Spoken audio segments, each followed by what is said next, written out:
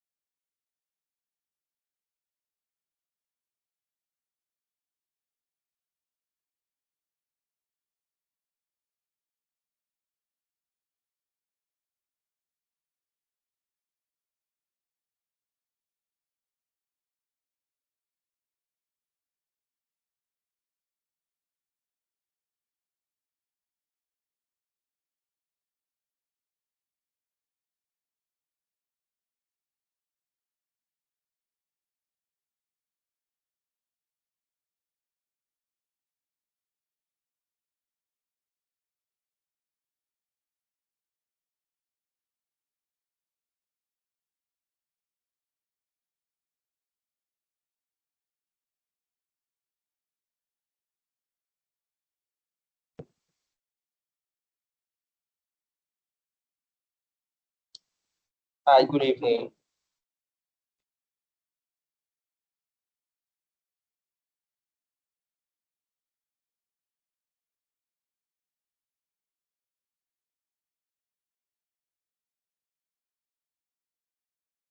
Oluwayimika, how are you this evening? Good evening. Yeah, I'm fine. How about you? Good evening. How have you been? I'm excellent. Thanks for asking. I've been good as well. Welcome to the level of the. Where are you joining from? I'm joining from States. Ogun State. Interesting. Interesting. Good to have you on the call, Oluwayimika. Taye, Nafisa, you're welcome. Good evening.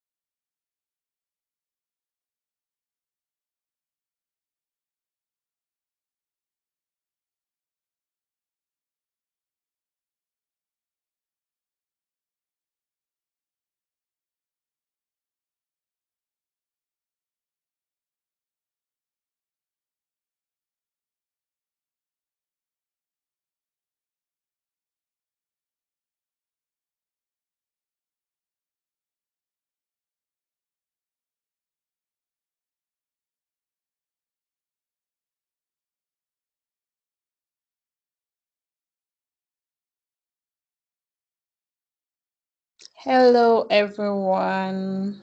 It's good to have you here. Hi, Nofisat. I can see Taye, Mr. Keno. Hello. Collegiality. Hello, hello. Level of series. Hi, everyone. It's so good to have everyone here. So yes, we have 4 minutes to go, and we'll be starting promptly.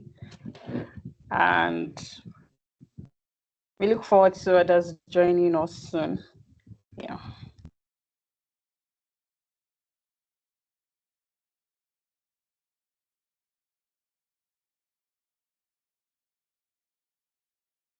My brother, good evening, Colonel. Good to have you. Good to have everyone. Good evening. Yeah, good evening. Good evening, my bro. How you doing today now? I'm excellent. I mean, I'm super excited to be doing this with you. And yes, of course, with our phenomenal moderator, Marvelous. Wow, it's indeed a privilege for me to be here, and I count it as a privilege. Thank you so much. Thank you so much. Awesome. Awesome. Thank you. All right. So, I mean, like our phenomenal moderator has said, Mom, the phenomenal moderator. I mean, we'll allow others join by 5 p.m. All right. Marvelous, I'm handing over the virtual microphone to you.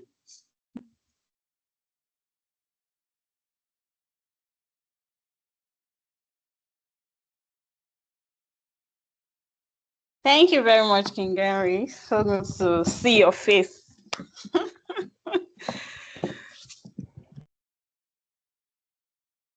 Yes, so thank you everyone for joining. We'll be starting by 5 p.m. Sonia, you're welcome. Odwa, you're Ogidon. Did I get it right? You're welcome to the workshop today.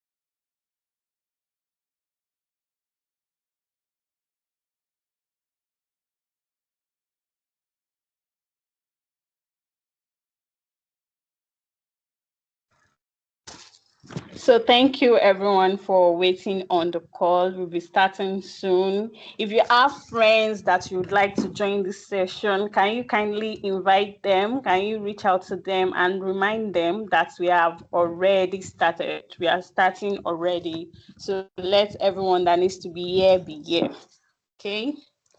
So if you have friends that you have informed that you plan to join this conversation together, can you just take a moment to send them a message and invite them to this conversation? We are starting as soon as.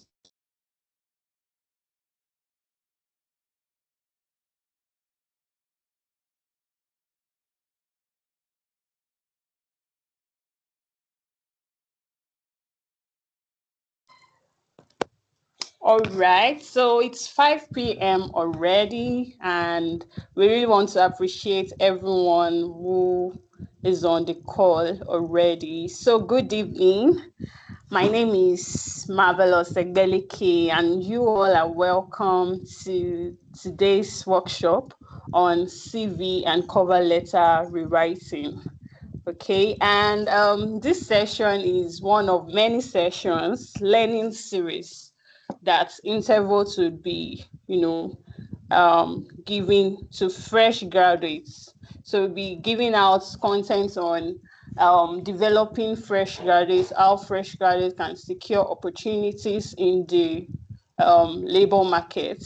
And this is the first series in 2026. So I welcome you all to this series. If you can hear me, can I see your reactions?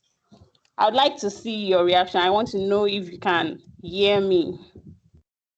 Taiwo, Taye, can you hear me? Nofisat. So if you can hear me, I would like to see your reactions. Sonia, if you can hear me, let me see your reaction. Oluwayimika, you're welcome. Let me see your reactions. Karim, you all are welcome to this first session in 2026. Yes, so this workshop is designed to help you understand what makes a strong CV, and so that you can rewrite your CV for clarity and impact. So before we begin, I'll just, I would like us to keep our microphones muted, right? If you have any questions during the presentation, you can drop your questions in the chat. And if you need to ask a question also, you can raise your hand and you'll be called upon to do so. Please be respectful and professional as you ask your questions. So it's my pleasure to introduce our facilitator for today. Very quickly, I'll be reading his bio to us. If you can hear me, I would like you to react and encourage our facilitator.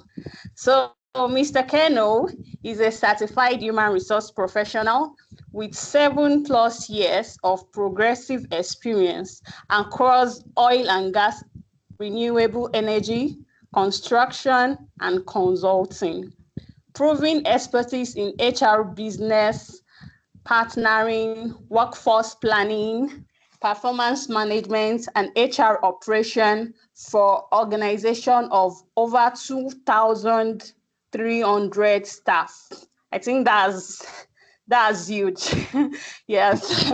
So he's skilled in people analytics, HR digital tools, that's SAP, Odoo, Dynamics 365, and aligning HR strategies with business goals to improve organizational performance. He is recognized for leading HR transformation, reducing recruitment errors, driving cost efficiency, and implementing competency frameworks. Keno is also a believer and lover of God with a strong yearning to pleasing the Creator. He is also a vocalist, prayer coordinator, and small group leader in church. So with a warm applause, can I see your reaction? Can you welcome Mr. Keno Onyekoro?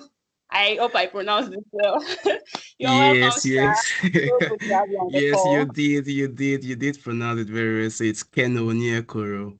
Well, thank you so much for that wonderful introduction. I consider that profound. And like I said, I really want to appreciate the Intervolt team, especially my good friend and my brother Henry, for this opportunity to present today. Thank you so much. Thank you so much. Thank you so much. Okay, so right about now, just a little bit here and there before we delve into today's subjects, like creating a winning, what makes a winning CV and cover letter for fresh graduates. Okay, so when Henry, let me just a little, like I said, a little bit of here and there. When Henry called and said, "Oh, Keno, we want you to facilitate the workshop program for Intervolt," like I said, wow, to me, I just said, oh, this is a great privilege for me to be called out of the blues and to present. I consider this as a privilege. Then after again, I think I did a follow-up call, then I was asking, oh, who are my audience? Who will I be speaking to? Then he said freshers. Wow. When I heard that, I said, wow. And this could only just bring back memories of when I started the journey, because I believe everybody got a story. The people you see scaling through their careers today all started from somewhere.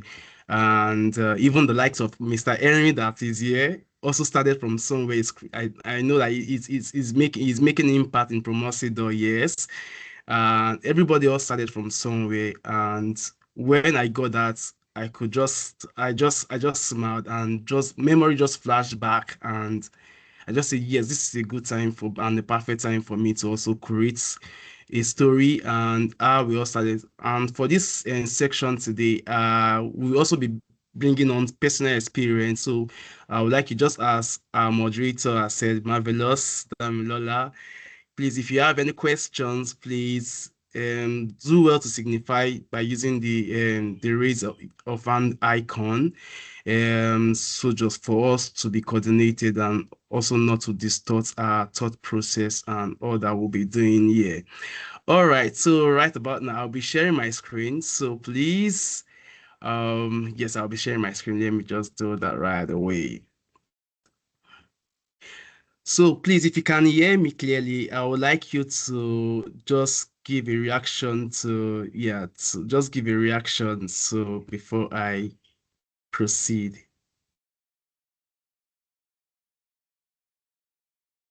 Okay, all right, that's cool, that's nice, that's nice. Okay, yes, that's nice. All right, like Marvelous said, my name is Ken Onyekuru. I'm a certified human resource professional. Yes, so I have like 7 years counting in HR and also in other field as well too. All right, so for today's presentation, so we'll be talking about winning CVs and cover letters for fresh graduates. All right, so table of contents. Hold on. I don't know why this thing is ceasing. Okay. So for our table of contents, we'll be jumping into introduction and objective of this section. Then we'll also be looking at the understanding recruitment reality, CV essentials, cover letter explained, winning CV traits, and also structuring your CV and your cover letter. So for introduction, like I said, when I was called to actually take on this section, I just remembered back when I was still in school. Yes, before I graduated, I started like putting up myself, because I know sometimes now that we're looking forward to leave in the university or would have graduated. I know sometimes you get so antsy of what the future brings. Yes, there's a stage where you get this excitement that you're leaving school, you're leaving the four walls of classrooms. Now you're not delving into the labor market. Like people will say, um, congratulations on your graduation, welcome to the labor market. And we usually say, okay, yes, the labor market will be favorable to everybody. Yes, that's usually our hope.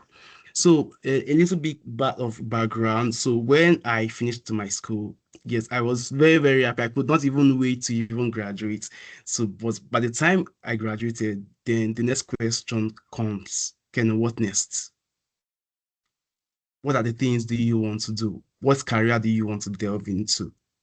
What are the things you love doing and you'd want to see blossom in the nearest future, giving yourself in the next 3 years, in the next 5 years, in the next 10 years? What are the things you want to do? What are the things you enjoy doing most and you want to do going forward? So those questions keeps ringing in my head. And as a young man then, my goal then was for me to find my bearing and to find my path. So now this brings me into writing a CV. And during that time, I could remember that I have just a little bit of a laptop that my uncle gave me then as a gift. But if you see the laptop was very, very, very, very rugged. But then I I appreciate the fact that I had 1, 2 as a then to begin with. Then that actually led me to making research on how to write a good CV. And when I record this, I just, okay, it's also time for me to also pass on this knowledge and this experience and to also tell you my journey, and also as well other persons that are on this call to also tell you their journey so that you can also like relate to. And I just want to give you this form of motivation. The Tony Emelium that you're seeing today, the GMD of Access Bank, the great CEOs that you're seeing today all start from somewhere. And I will tell you that this is the perfect place to start. And it all begins with writing a winning CV that will make you stand out when employers are screening your CV. So please, if you can hear me, I would just also like you to still react, because I really don't want to, at the end of the day, I'm talking to myself. Please react if you can hear me clearly. All right, so now for today, we'll be looking at the section overview. So one of the things that we'll be considering, understanding the goal.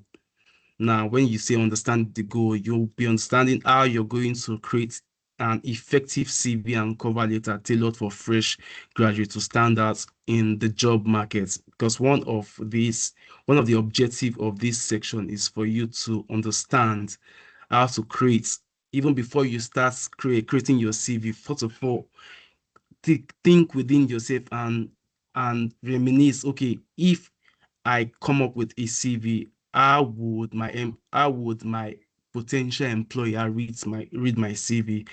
When they screen my CV, what kind of person comes to there that I am. So those are the things that we'll also be looking in this section. And also for the section objective, one of the things we'll be looking, understand the employer's expectations. So what are employers' expectation, or what are recruiters' expectation when it comes to your CV, when it comes to your cover letter? What are the things you must look out for in your CV for you to gain, for your CV, for your application to stand out?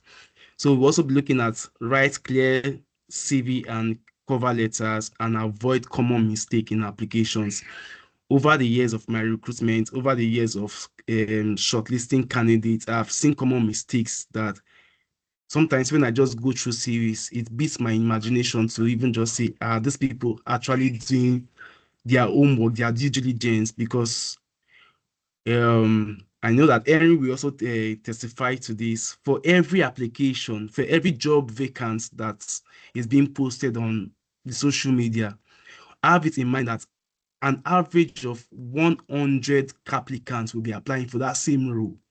So it's not left for you to fight in your sports, fight to secure your spots in the first 10 candidates, in the first 5 candidates, or in the first 3 candidates, or even to the first candidates. So the onus lies on you to fight to get your spot in that top candidate they'll be looking for to join that organization. All right, so now we'll be looking at what employers look for. Now, what are employers' expectations when it comes to your CV? Now, I just want you to understand the psychology. Okay, what employers are thinking, because once you get what recruiters are thinking, you'll be able to decipher what kind of CV that we actually make your application standard. Now, what are the things employers look in your application? Number one, employer seeks clarity. Now, clarity means do avoid buzzword. Like, if you know that you've not done a particular thing, do not state on your CV that you've done it, because at the end of the day, you're shooting yourself. So employers are looking seeks for clarity.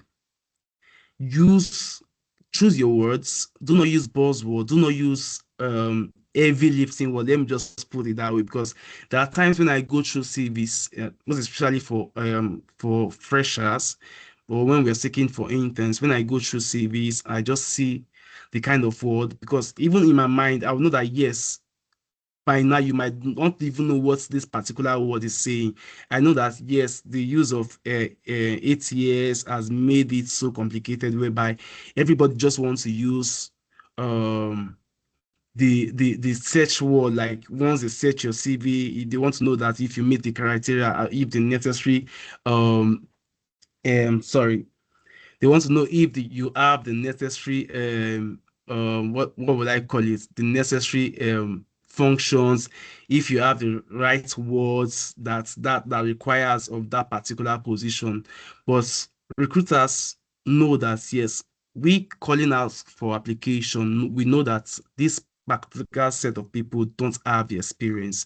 And what are the things we're looking for? Clarity. Do not avoid vague words in your application, in your CV. Avoid vague word. Do not use word that when people read through your CV, they will know that so by now you shouldn't have gotten this particular experience. So what do you mean by this? So always use, in simple terms, use simple words and use simple terms that conveys what you're trying to sell to the employer. So secondly, I would say honesty. Be honest. Don't say, okay, you've built okay, so let me use this particular. Okay, there was a time we were looking for a data analytics, but just an intern. We understand that this person, we just what we were looking for, just somebody who can use Excel very well and also understand some of the functions in Excel. But we were now reviewing applicants' CVs. By the time we now saw a particular CV who said that yes, I can build the pivot table, I can do a count if, I can do concatenate. Wow, I was perplexed when I saw that. So that actually was out of curiosity. During the interview, the candidate actually did well, but it was not time for we to test the ability of this person. We now gave the person the system. Okay, since you said you can use pivot table, okay, take the system, then show us how to come up with a pivot table. So our greatest surprise, this person could not do anything. So that's why I'm saying employers look at for clarity and honesty, and also relevance in candidates' application. Focus on potential and skills. So for employers, we're looking at clarity, honesty, relevance, and the potential. What this person can do. Should we decide to go with you, what are your future potentials? Will you be able to do the job? Will you who is this person? Does this person actually fit into our values? Will this person be this kind of person that takes ownership of their role?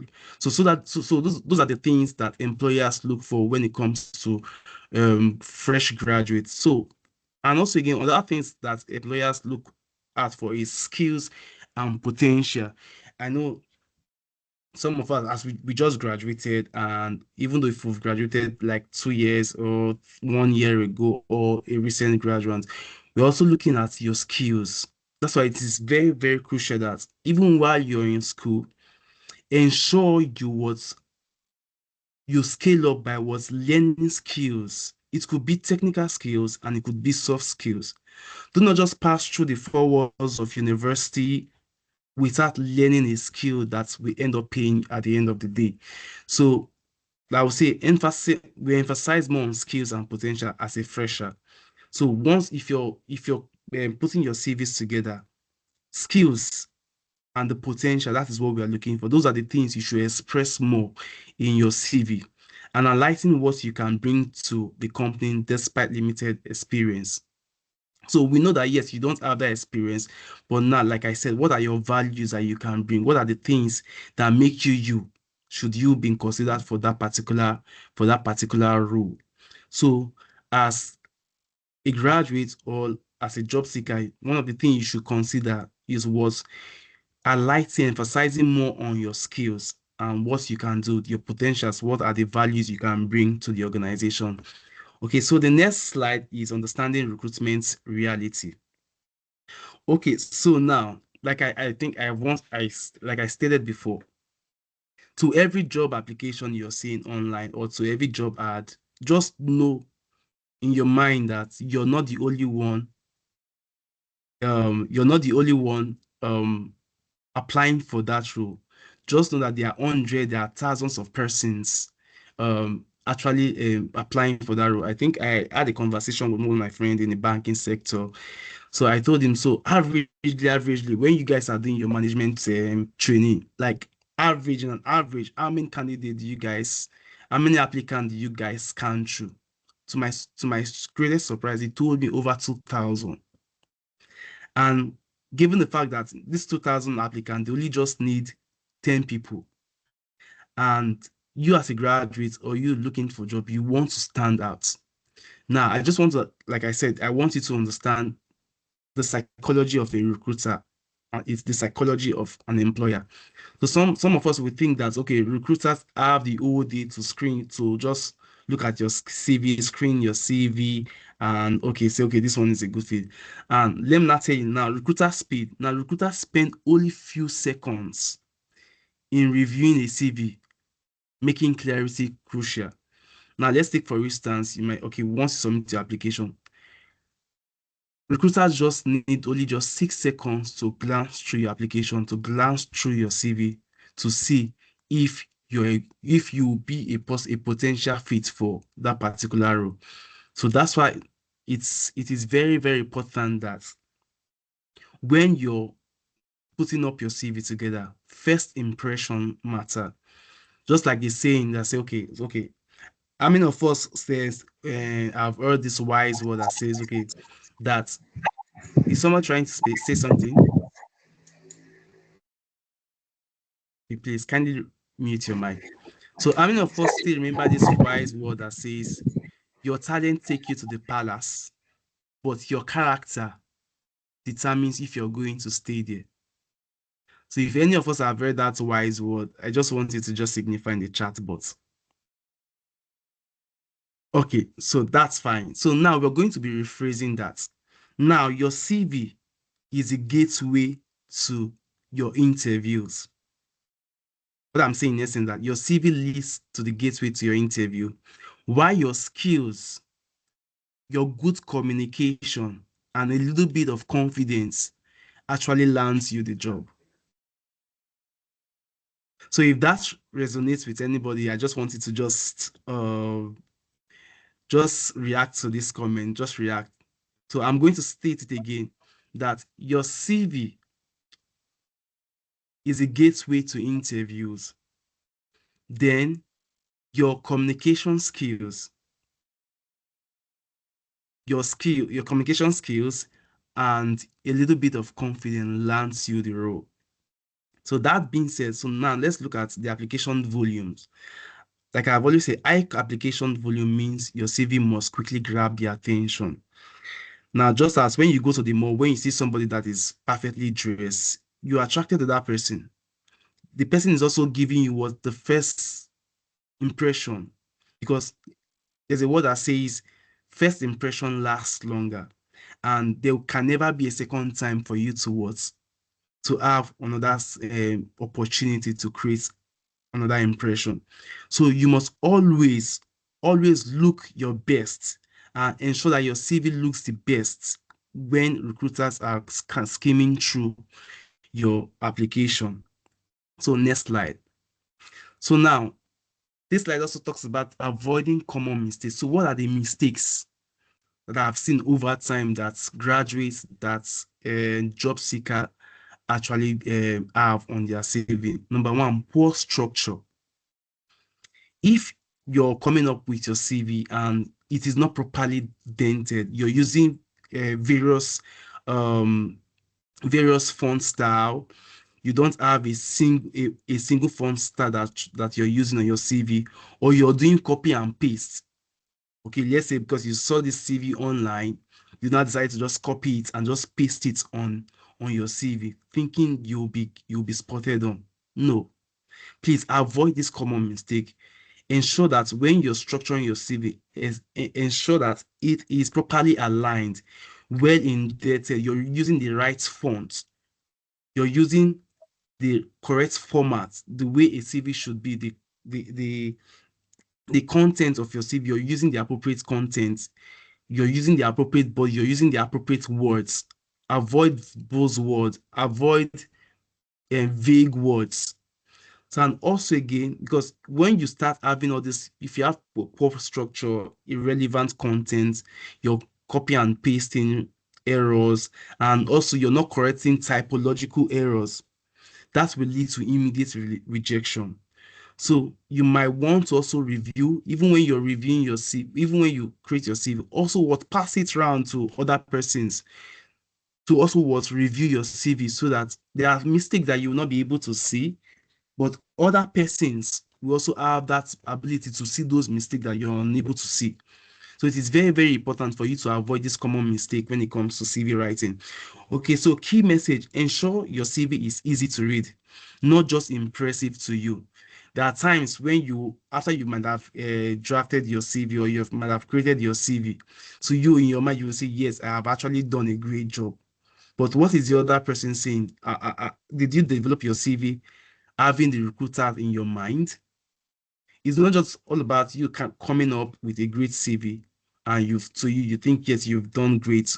It's also putting the recruiter in your mind as well. Like I said, after you have created your CV, send it to many persons as possible for them to have a quick review, for them to tweak your CVs. Because like I said, there are mistakes you will not spot on because you're the one developing creating that CV that the other person that you'll be sending your CV to will spot.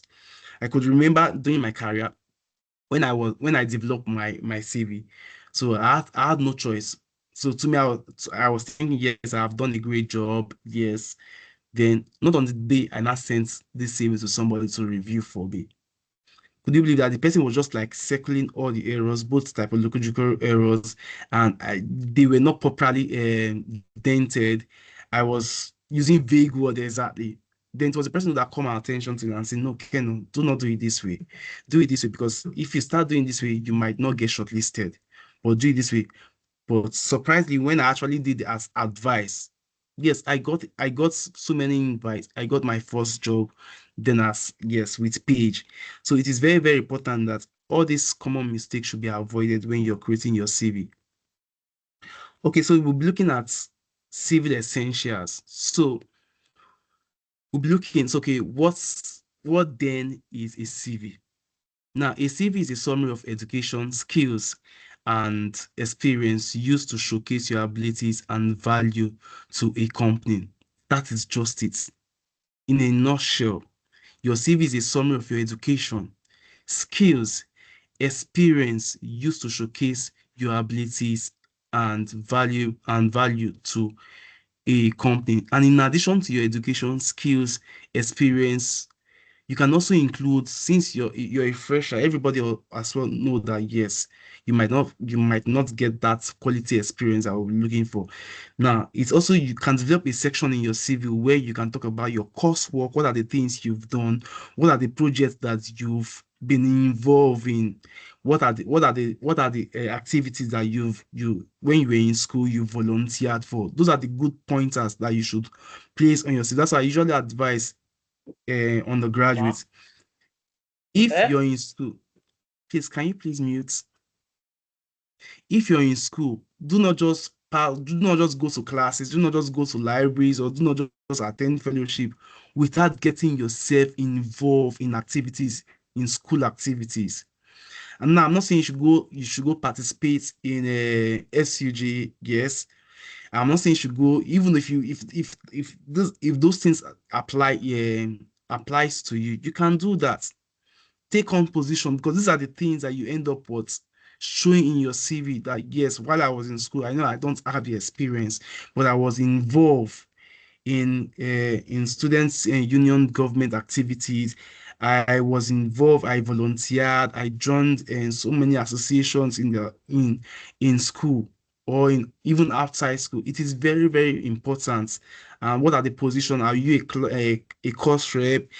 Have you led any projects did you lead any group in presentation? Those are the things, those are the pointers you should be placing on your CV for you to be get for your CV to get noticed by a recruiter.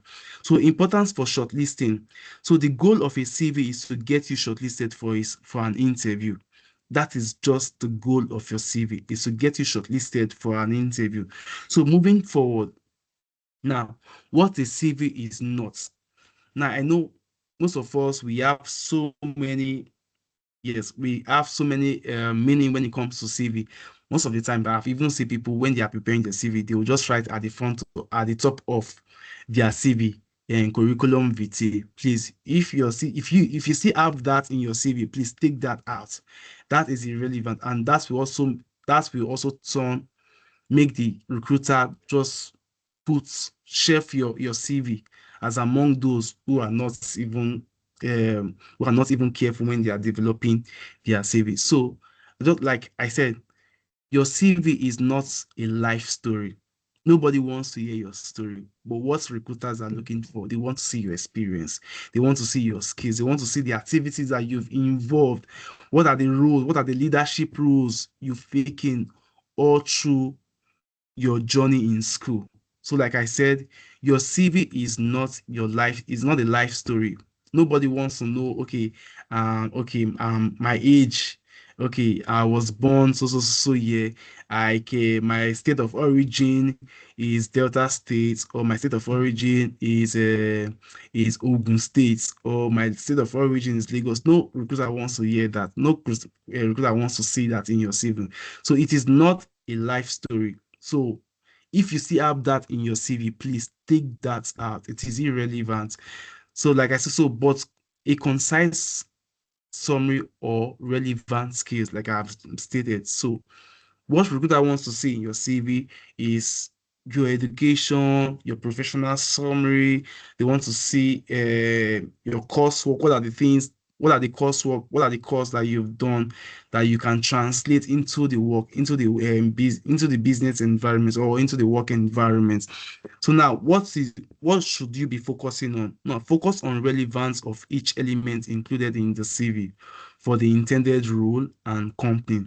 Now, focus on relevance, not your life story. Now, those are the things that I've mentioned. What are the skills that you're able to build during your school days and even after school? What are the things you've been able to do for yourself that you can translate into the business world? Because during our interview section, one of the questions I usually ask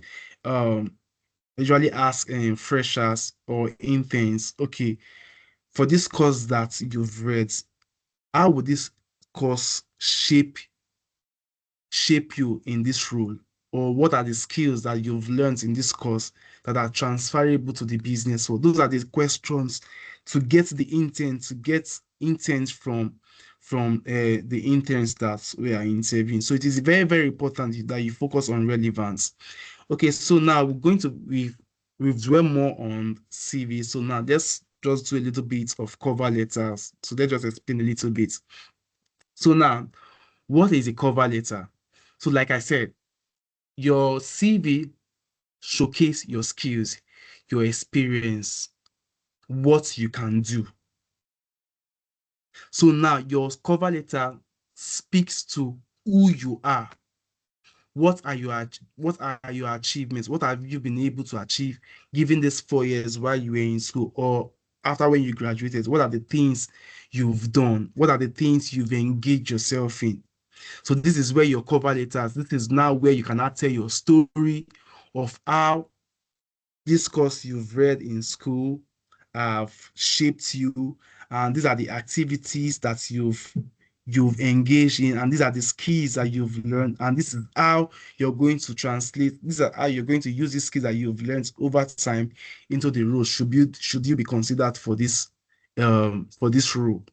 And this is also the time you also express, okay, the reason why I'm applying for this role is because of this and this and this and that. So you must look for something that the recruiter must connect to. You must look for ways that the recruiter will connect to you, connect to your story, connect to your experience, connect to what you're coaching to them.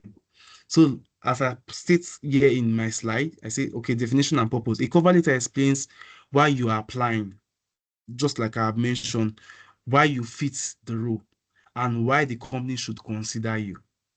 So all these things should be considered, all these things should be factored in your cover letter. Like I said, your cover letter is your story time. It is when you're going to give your story. And I'm not saying your story of how you were bettered or how you came to life or how your parents or how your parents took you to school. No, I'm not saying that kind of story. Now you're giving your story of your work course, What are the things that you think the recruiter should see that they will make you consider you? So that is just what your cover letter stands for. So cover letters essence. So cover letters are about motivation and explanation, not just facts. Now, your CV focus on facts. Your CV focus on facts. Why what your cover letter speaks to motivation and explanation. Why should we consider you for this role? Please, hope we are getting. Please let me get your reaction if this also speaks to you. If because I really don't want at the end of the day, I'm speaking to myself. And please, Marvelous, if anybody raised their hands for any question, please, you can as well just bring my attention because since I'm sharing my screen, I might not actually see those persons, participants raising their hands or trying to ask some questions. All right, so let's move ahead. All right, thank you so much. All right, so CV versus soon. Let's compare what a CV should look like and what your cover letter should look like. So what are the key differences when it comes to your CV and your cover letter? Like I stated before, CV presents facts.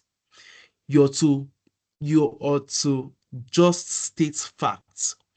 Okay, so let's say for instance you're a customer service officer or attendant. Now you should state that okay,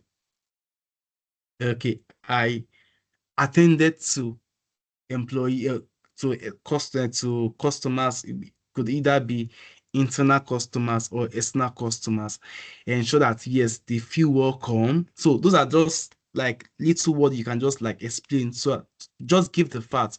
What are the things in this role of customer service? What are the things you've been able to do? What are the things you've been able to achieve? Okay, do you make customers feel welcome? Do you make them like, do you provide a convenient space for them, a guest place for them to just sit and wait for their meeting? So those are the things you should put in your CV. Just state the fact and avoid vague words. While your cover letter provides explanation, you also explain what are your motive, what actually intrigue you in applying for this role, what are the things that you can bring. And mind you, when you're writing your cover letter, ensure that you read the JD. Ensure you go through the job ad, because in some job ad they state the requirements. They want to know that if this person pays attention to details, if this person can work under pressure.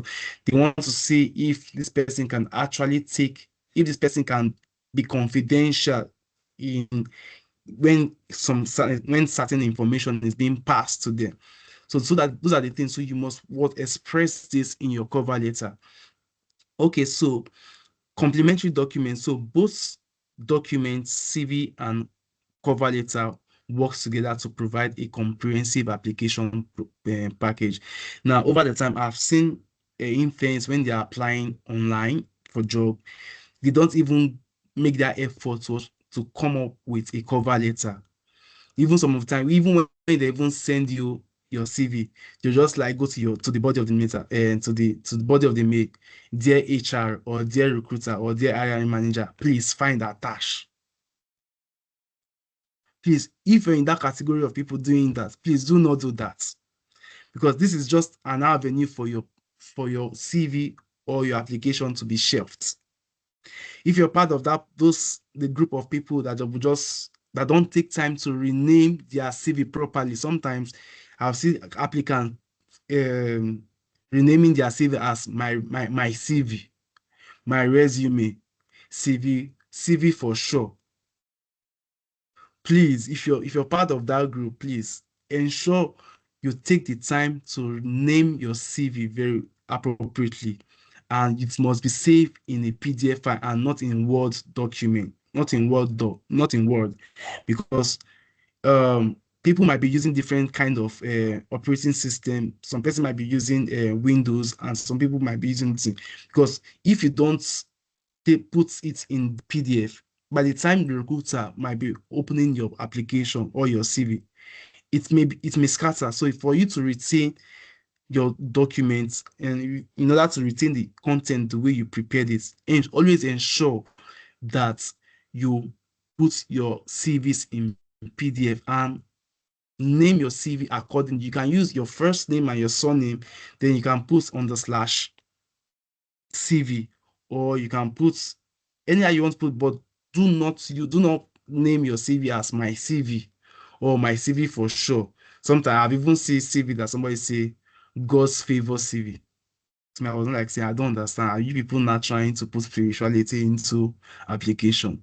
So please ensure you do your due diligence when you're applying for a role. Okay, so now what are the traits of a winning CV? So now let's delve into that. So now the essential characteristics of a winning CV. So importance of structure. Like I said, I place more emphasis on structurizing your, if there's a good word like that in structurizing. No, I'm not sure there's a word like that. Okay, so I place emphasis more on structure, how properly your CV is structured, the font size. I think the universal applicable font size is 12. Yes, 1211. And for the font style, I think Times New Roman, you can also use Central Gothic, you can use Sergio UI, you can use Calibri as well too. So ensure that when you're writing your CV or when you're coming up with your CV, ensure a clear using the recognized font style and also a recognized font size. It is very, very, very, very, very important. And also again for the various headings for various sections, ensure you can also bold it. Do not unbold every section. Do not unbold it. Just bold it. Like if you're speaking to education, ensure that education is fully bolded. If you know that you're speaking to your work experience or work activities that you've involved yourself into, ensure that that particular section is bolded. Then every other thing that follows should not be bold. Hope you're getting it. So winning CVs are clear, well structured, and relevant to the role. And also again, let me even just speak to this relevance role. Now I know that sometimes they will tell you ensure you tailor your CV to the job. Please, it's a kind of warning again. If you know you don't have any experience speaking to that role, you don't need to lie about on your CV. You don't need to lie. If you've not done it, do not state it. If you state it, and let's say peradventure you got shortlisted for an interview, and recruiters, those things that you don't even think they will ask, those are the things they will ask you.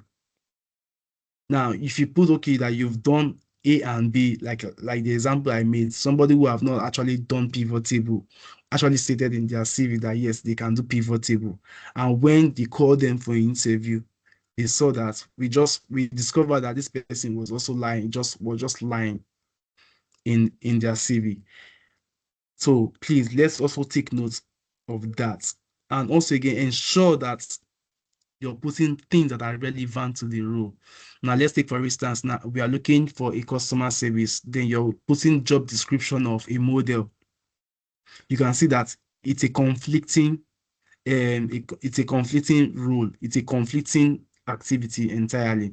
So also, another essential characteristic is honesty and simplicity. Ensure that your CV is simple to read, and do not make your CV as a textbook. It is not a textbook. It is not a textbook.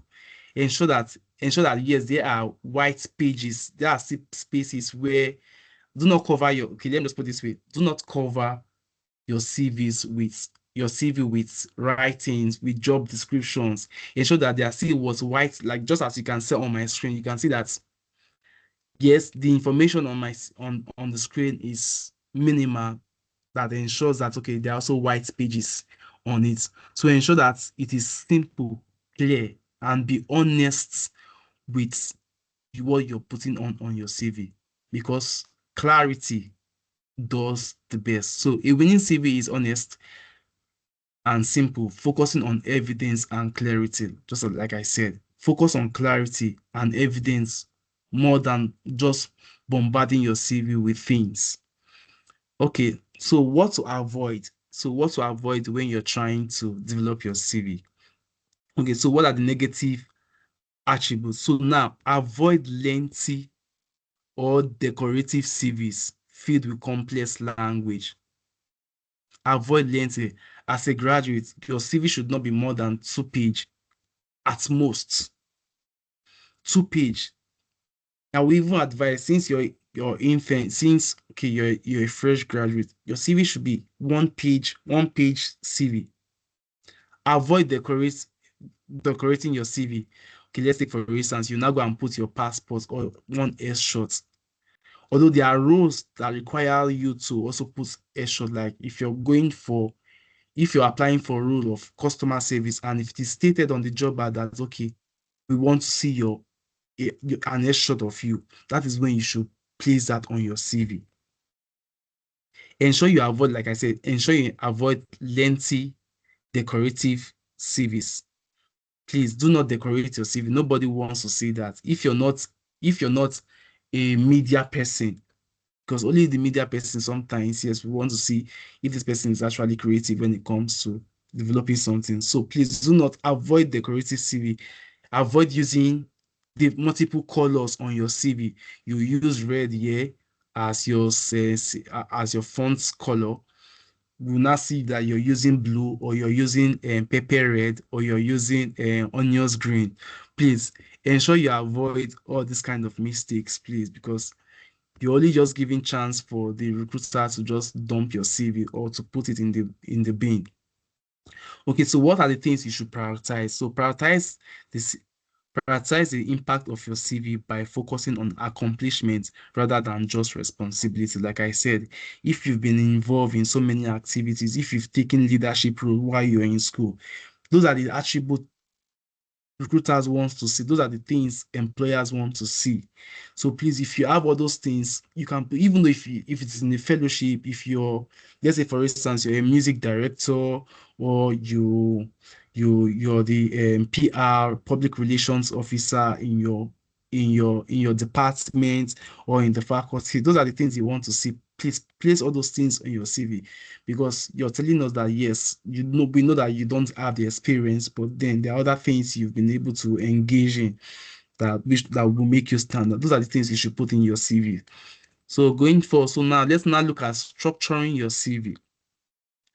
Okay, so CV sections, like I said, we have various sections in the CV. And what are the sections? We have your professional summary, we have your education, we have your experience, we have your skills. Like I also say, you can also add your leadership activity, and you can also add your coursework that you know that are relevant to the role you're applying for. You can put that. You can also indicate your projects. Okay, what are the projects during when you're in school? What are the projects that you've embarked on? What are your presentation? What are your I know most of the time you guys are sometimes we're being classed, well, being grouped into various groups where you now have to like make presentations. What are the topics? You can include that as long it is relevant to what you're applying for. So focus on the essentials alone, the essential sections. Like I said, your essential section is your professional summary, your education experience, and also your skills. Talk more on your skills. Talk more on your skills. Recruiter wants to see if you've been able to develop skills, if you've learned skills. Like I said, could be technical skills, it could be soft skills. Recruiters want to see those things on your CV. And also the formatting of your CV is very, very key. Now, understanding the fact that you don't have experience after your professional summary, what should come next is your skills. This is where you talk about, okay, if you're good in data analytics, if you're a critical thinker, if you're a good communicator, if you have interpersonal skills, if you have, yeah, these are the places where you just state those things before you now see your experience, or maybe you can now talk more on your education, then you now focus more on other activities, school activities that you do before you now talk about experience if you don't have more experience. But if you have experience, you can, after your professional summary, after your skills, then you can talk more. You cannot put your experience, then before you not talk about other things on that. So now consider adding certifications or extra activities, just as I've mentioned, if relevant to the role. So your certification, that's why I usually advise everybody, if you're in school, ensure you take courses that are outside the four walls of the university, because you're also preparing yourself even while you've graduated. We have so many platforms, online platforms, where you can acquire skills. We have Udemy, we have Coursera, we have Allison, we have many of them. Take certification courses. Take us, even though if it's not a paid one, I think nowadays, lately, Coursera, some of the courses are free, while some you have to pay. Also, utilize LinkedIn learning page.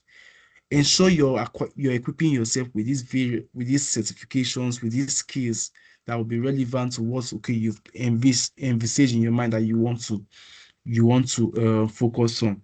Like I said, this particular section is optional, but if you must say yourself, ensure you add this section to your CV. All right, so personal information. Let me speak more on this personal information, like what it's only needed on this personal space, on this personal information space, just your full name, your phone number, and professional email address. Now, I've seen people they have, like, once, okay, their email address states dannyforlove@gmail.com or keno1234 at yahoo.com. Please avoid those kind of emails. Avoid those kind of email addresses, because I will consider you that you're not serious. You can use your initial. You can use keno.onyekuru@gmail.com. Or if you don't want to use that, you can use k.onyekuru at yahoo.com or at gmail.com. Please avoid using Danny for Love or Kenny for Love, Kenny's Flow. Okay, so let me just thank God that I even mentioned this. Okay, so when I started, like, my CV writing, so I had this Yahoo mail, kennysflow.com at yahoo.com. So it was during camping, I think, 21 days youth camp. So that was when one of the facilitators stated that if you see this kind of email address, please go and create a professional. I had no choice but to take that off, then look for a professional email address. I just use keno@gmail.com. It's as simple as that. So by you doing that, the recruiter knows that this person is actually serious, that this person actually knows what he's doing. And like I said before, please, if you still have state of origin, if you still have your sex, if you still have your age, if you still have all those things on your CV, please take them out. It is irrelevant, because there is a law that kicks against discrimination. That's why you must not put these things in your CV. And long before now, most people usually put their full address on their CV, but now this is not the case. The world has evolved. If you stay in Lagos, just put Lagos, Nigeria, and that is just all. Nobody wants to know where you're staying. If you're staying at Yanoworo, nobody wants to know that if you're staying in London. Nobody wants to know if you're staying in Bagada or Lekki. Just take that off and just put Lagos, Nigeria. That's for your address. That is all. It is not during the interview. The recruiter might not ask you, okay, where are you commuting from? Where are you staying? Then you cannot give details on where you're staying. But please just know that, okay, so avoid discriminatory information. Like I said, do not put your photos, your pictures is irrelevant, your age is irrelevant, your religion is irrelevant. Do not put that on your CV. Your marital status is irrelevant, and your home address, like I just mentioned, please do not put that. You can just put Lagos, Nigeria on your CV. That is just does the work. All right, so writing an impactful CV. Please, if you're following me, please, can I get a reaction? And Marvelous, please, are we getting reaction to this? Because I can't actually look at my screen and also look at Yes. okay. And hope everybody's understanding what I'm saying. Yes, they are following. Yeah. All right. You All have a right. lot of questions to answer. Seriously. All right. Yeah. So so let me be fast about it so we can have a little more time for the questions. All right. So let me fast. Okay. So professional summary, like your professional summary parts. Like I said, we have various sections in your CV. So your professional summary makes you stand out. And your professional summary as a fresher, as a new graduate, should not be more than 2 to 3 lines. I've seen people like fresh graduates who will also just give like they have like 2 paragraphs professional summary. We might have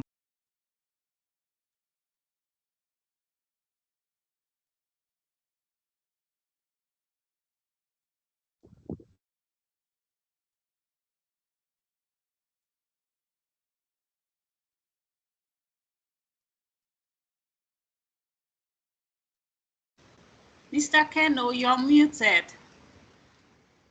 You're muted, sir. Okay, I thought I was the only person. Okay. Okay. oh sorry. Wow. All right. So where did okay, is it just this place that was muted, or should I go We back? can hear you now. Okay, Okay. yes, you can start from professional song. Purpose of yeah. Just All start. right. All right. So please just call my attention, please. Thank you so much. So, like I said, so the purpose of the summary, so just your introduction, make it 2 to 3 lines, not more than that. Like I've seen, okay, let me just reiterate. So there was a time I was reviewing like an intern CV. I saw that you were giving 2 paragraphs. To me, in my head, I was like saying, how did you get here? So, like I said, understanding the psychology of recruiter and employers, they already know that yes, what they are looking for is somebody with zero experience to one. So you putting all these things starts giving yourself this kind of praise or trying to raise the bar. We attract more questions. Should you be even shortlisted for an interview, you'll be attracting more questions from recruiter. So please ensure that your professional summary should not exceed 3 lines. And do not move to the next paragraph. Please, it is very, very important. Just like I said in this way, I just gave an illustrative example. Like you can say a recent economics graduate with internship experience in data entry, customer service, seeking an entry level role, blah blah blah blah. Just as simple as that. Do not start saying I'm an intern, kid, I've developed pivot table, blah blah blah, I'm experienced in this one. Because that will attract more questions. So please, you want to avoid that. The recruiter already know that yes, the kind of people that the set of people they are looking for is people from zero experience to 1 or 2 years, as the case may be. So ensure you want to avoid lengthy professional summary section. All right. So now this is where, like I said, we know that yes, you don't have the experience. Now we want to see you like detail your education. When it comes to your education section content, ensure you're in detail. We want to see the degree, we want to see the institution you went, we want to see the year of graduation, we also want to see the relevant coursework that you did. Like mine that I said, the ones that are relevant, that speaks to the role. Do not just go and say, okay, let's say for instance now, okay, we're recruiting for the role of customer service. You now said, okay, while I was in school, one of the coursework that I did is statistics. How does statistics appeal to the customer service? So you're only just going to take coursework that are related to the role you're applying for. So all this, you're going to detail your education, detail everything. You can also detail your project work. What was your project? were you ranked one of the best projects and defenders? Those are the things you should highlight in your under your education section. All right, so like I said, okay, so let's go to the showing coursework. So BSc Accounting, this is just an example. BSc Accounting, University of Lagos, 2024. So you also put relevant coursework. Now, the relevant coursework, now you're not going to put financial accounting, taxation, and auditing. So any recruiter going through this will know that yes, this applicant actually knows what he or she is doing. Hope you're getting it. So let's move to the next. So now let's highlighting your experience. This is also another focal point that we need to delve in. So now, like I said, when you are stating your experience, the things that you've done over time, ensure that the responsibility, what you're putting is relatable to the role you're applying for. Because let's say, for instance, you're putting experience. Okay, let's say you have an experience in customer service. Sorry, I just love using that customer service because it was one of the recent role that we just hired in our organization. Okay, a customer service person. This okay. Let's say the job description was for let's say for a customer service person, and you're not putting the experience of like an accounting person, an account officer. You can see that this is a disparity when it comes to experience. So now let's go to this slide. So diverse experience sources. So include internship, final year projects, volunteering, freelance work, or part-time job. I've stated this in our initial introduction. Now, even if you don't have a well-branded, like a good experience, ensure that your internship, let's say any internship that you engage yourself into, you can put it there, so they know that yes, you're not just sitting idle, waiting for the big fish to come. So that is one thing again. So another thing, put your final year project, just as we stated in previous slide. Also, ensure you're volunteering. Just ensure you volunteer, even though if it is not paid. Just volunteer. Just volunteer. Even though nobody's going to pay, just volunteer. Those are the things that recruiters want to see on your CV. They want to see how you've been able, what are the activities that you've indulged yourself in over time. So also freelance, because I know that most people like our Gen Z today will always say that if there is no money coming out of it, please do not involve me. Please, for this freelance, please, even if there is no money, please involve yourself into it, because during the interviews, those are the things you'll be saying to the recruiter that, okay, yes, I know I have no experience in this, I have no core experience in this, but these are the things I've engaged myself, these are the things I've engaged in over time. So it is very, very what's important. Even part-time job, before you wait for the full-time job to come, engage yourself in a part-time job that speaks to what you want to do going forward. Sometimes you can even, I think now we are in the era of virtual assistants. You can even reach out to people. Okay, so I don't want you to pay me, but I just want to gain what work experience. Okay, so let me just, because I've seen people reach out to me on LinkedIn who just want, okay, do not pay me. Okay, I just want to gain industry experience, or I just want to gain some experience when it comes to the real world. So you can involve yourself in virtual assistant. That is, I think there's also a friend who reached out to me.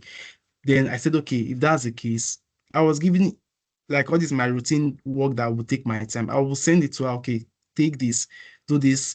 Then the person will revert back. And during the time when the person was also defending, because the person actually did a course on virtual assistant, the person also stated that yes, I worked with an HR business partner in Nepal Energies. So it is very, very, very crucial that don't just sit and waiting for big pictures to come find you.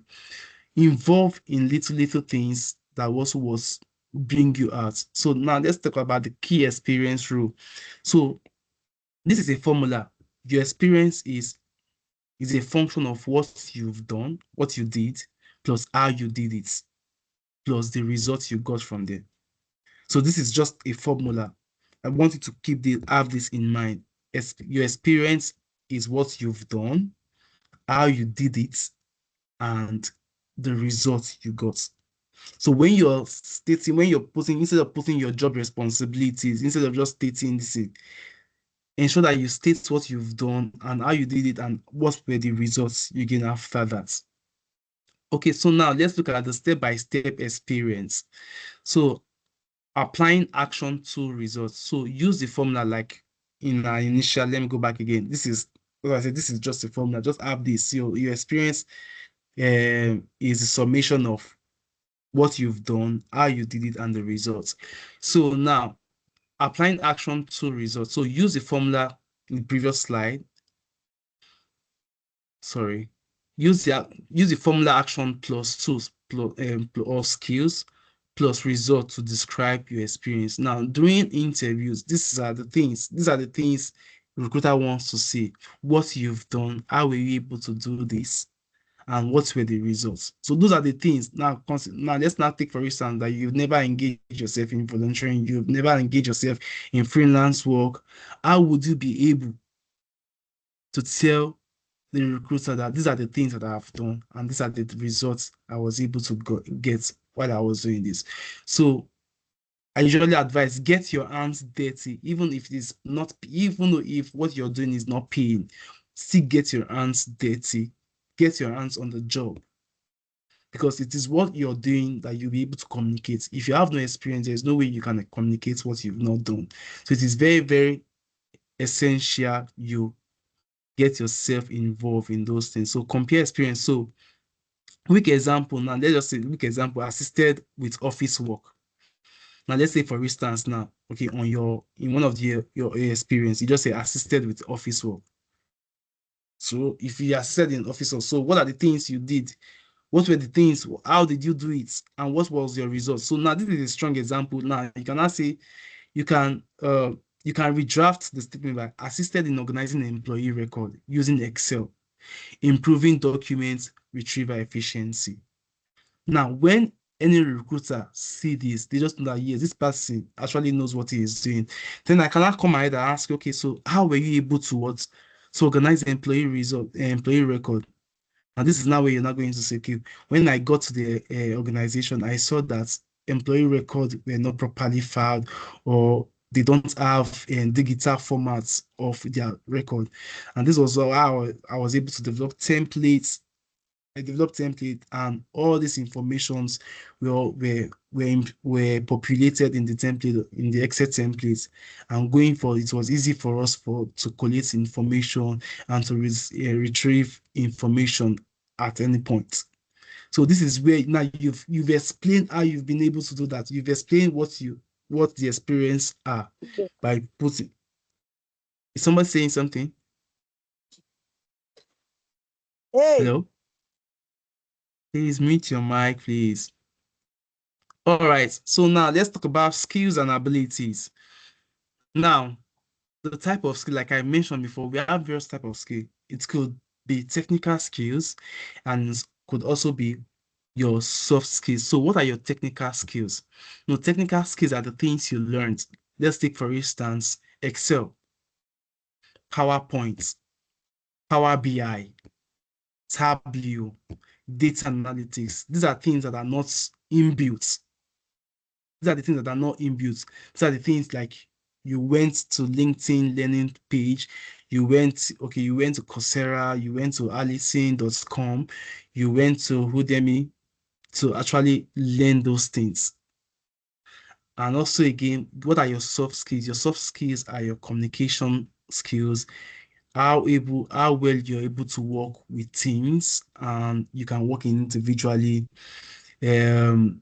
how attentive to details you are. So those are your soft skills and your technical skills.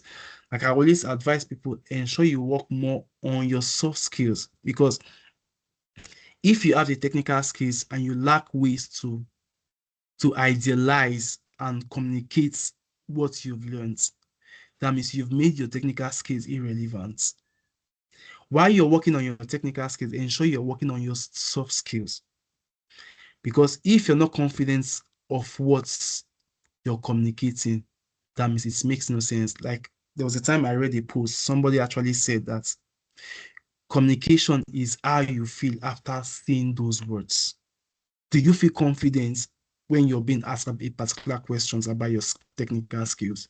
If you don't feel confidence about it, that means nobody will see you, nobody will recognize, nobody will hire you. Like in business world today, they are looking for people that can actually communicate ideas, that can work with teams, that are attentive to details. Those are the things people are looking. Those are the things recruiters are looking for from graduates. So now the skills, only these skills you can explain or demonstrate. I'm saying this. I think I've made more examples on this thing on this particular aspect. If you cannot explain a skill, please do not state it in your CV. If you cannot demonstrate it, like the example I used, somebody said it that is perfect in that has in knowledge in creating pivot table. And at the end of the day, when we gave him the laptop to work on it, the person was unable to demonstrate that skill that he has stated. So please, only list skills in your CVs that you can explain and demonstrate. Yes, I know. Yes, we have. We get antsy. We're getting nervous on what the future. We just want to get something doing. But please, in this course, ensure you list skills that you'll be able to demonstrate and explain. Okay, so what are the do's and don'ts? CV do's and don'ts. Like we've said before, now the best practice is what keep your CV 1 to 2 page. That is the maximum you want to do.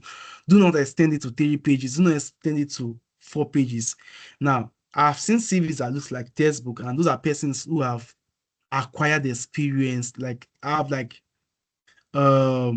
15 years experience, 20 years of experience. So those are the people that, yes, they can even extend to 3 pages, 4 pages, 5 pages, as the case may be. But as a fresh graduate, you don't need 3 pages. The maximum you need is even 2 pages. Even that 2 pages, the last 2 pages will not be even full, because you just know that, like, yeah, there were things in your on the first page that, okay, so the information on the first page, all the informations could not accommodate the first page, so it just had to extend to the second page. So ensure that your CV is tailored just from one page to page. So use simple font, like I've said before. Tailor CV to job, like I've said before. Please ensure that you're tailoring your CV to the job requirements.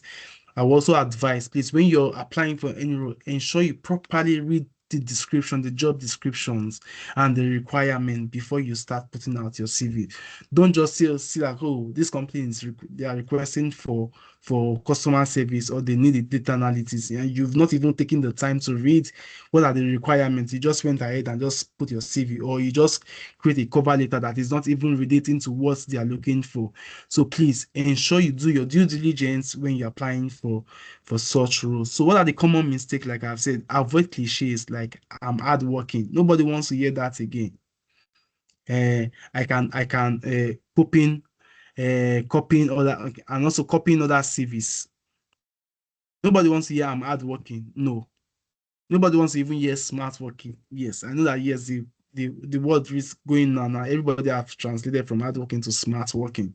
So nobody wants to hear. Those are just cliches. Just avoid those cliches on your CV. I'm hard working. Yes, I can do this thing. I can work under pressure. Those are just cliches, because when you actually get to the job, you just know that you're not hard working. You know that, yes, you can't work under pressure, because there's some kind of pressure that will eat you. You know that, yes, this pressure has no part two. So please avoid lying. Please, you don't need to lie. You don't need to exaggerate things on your CV. Like I said, be honest with what you're putting on your CV. So you'll be able to, why I'm saying be honest is so that you'll be able to explain and demonstrate what you're saying on your CV. Avoid using one CV for all jobs. Now, this applies to people who has multiple experience. Let's say, for instance, you have experience in sales, you also have experience in accounting, you have experience, let's say for instance, you have experience in HR, and you see that okay, HR is not what you want to do. So you can tailor these various roles that I've mentioned to various roles. Do not just say, okay, you now put accounting experience, you put HR experience, you put customer service experience all in one CV, and you think that you will be seen. You will not be seen. Ensure that any role you're applying for, any role you've seen online, ensure you read, like I said, read the job description and the requirement. Then now tailor your CV to fit into what they are looking for. All right. So yes, why fresh? Okay, why freshers need it? So why do you need this? All those things that we've been explaining so far. So potential explanation, explain potential, show interest, effort with limited experience. So the reason why you need this, all this what we've been talking about, so it's for you to show potential. Because if you're being asked question, recruiter wants to see what is the potential. Let's, for instance, should we consider this guy? What are the potentials? What are the future potentials of this particular person? Because of course, it's not just for you to just enter into the organization. We want to be able to manage your career movements within the organization. And if you don't show potential, or you don't show your interest, or you did not put in the effort in this process, you will not be seen. Nobody will pick you. Recruiters will not pick you. And also, again, let's look at the cover letters benefits. So now your cover letter compensates for your limited experience by explaining your potential. Like I said, your CV speaks to facts. Then why your cover letter speaks to the motivation and what are your interests, what intrigues you into applying for that role. So that is just the benefits of your cover letter.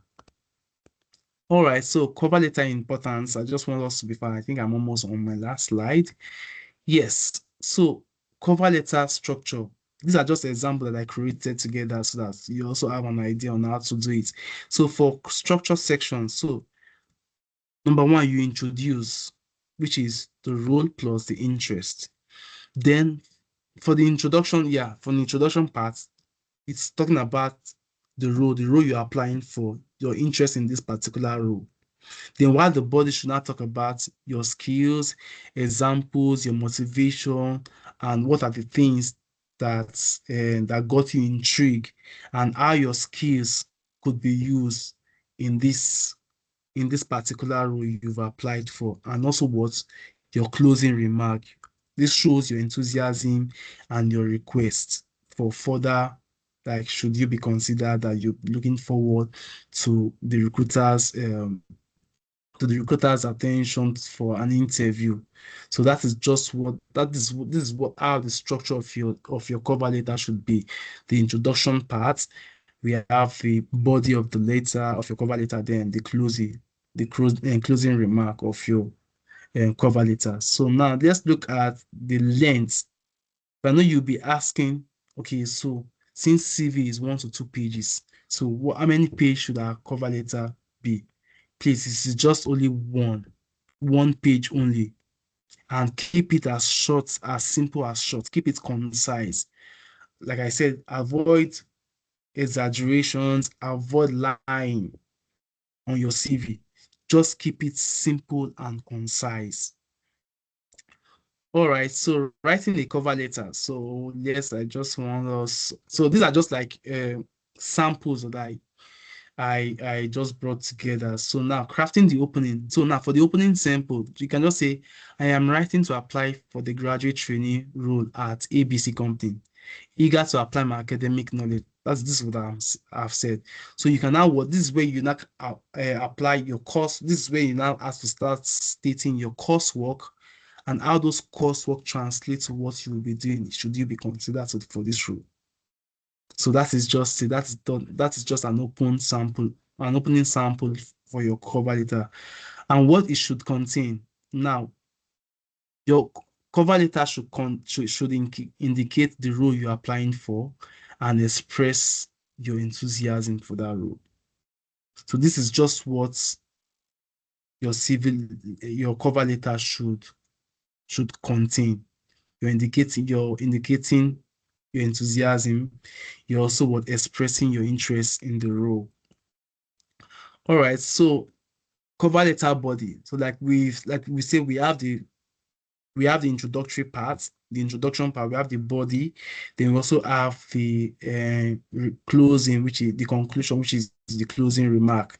So for the body, what you studied or trained in, you can put that. Relevant skills, you can also pull that. So for your body of content, let me just take that again. So for the body content, what you studied, you can put that in, and what you were trained in, you can put that, and the relevant skills that speaks to the role you're applying for. So a brief illustration to this. So during my internship, I supported data entry, customer inquiries, which helped me develop attention to details.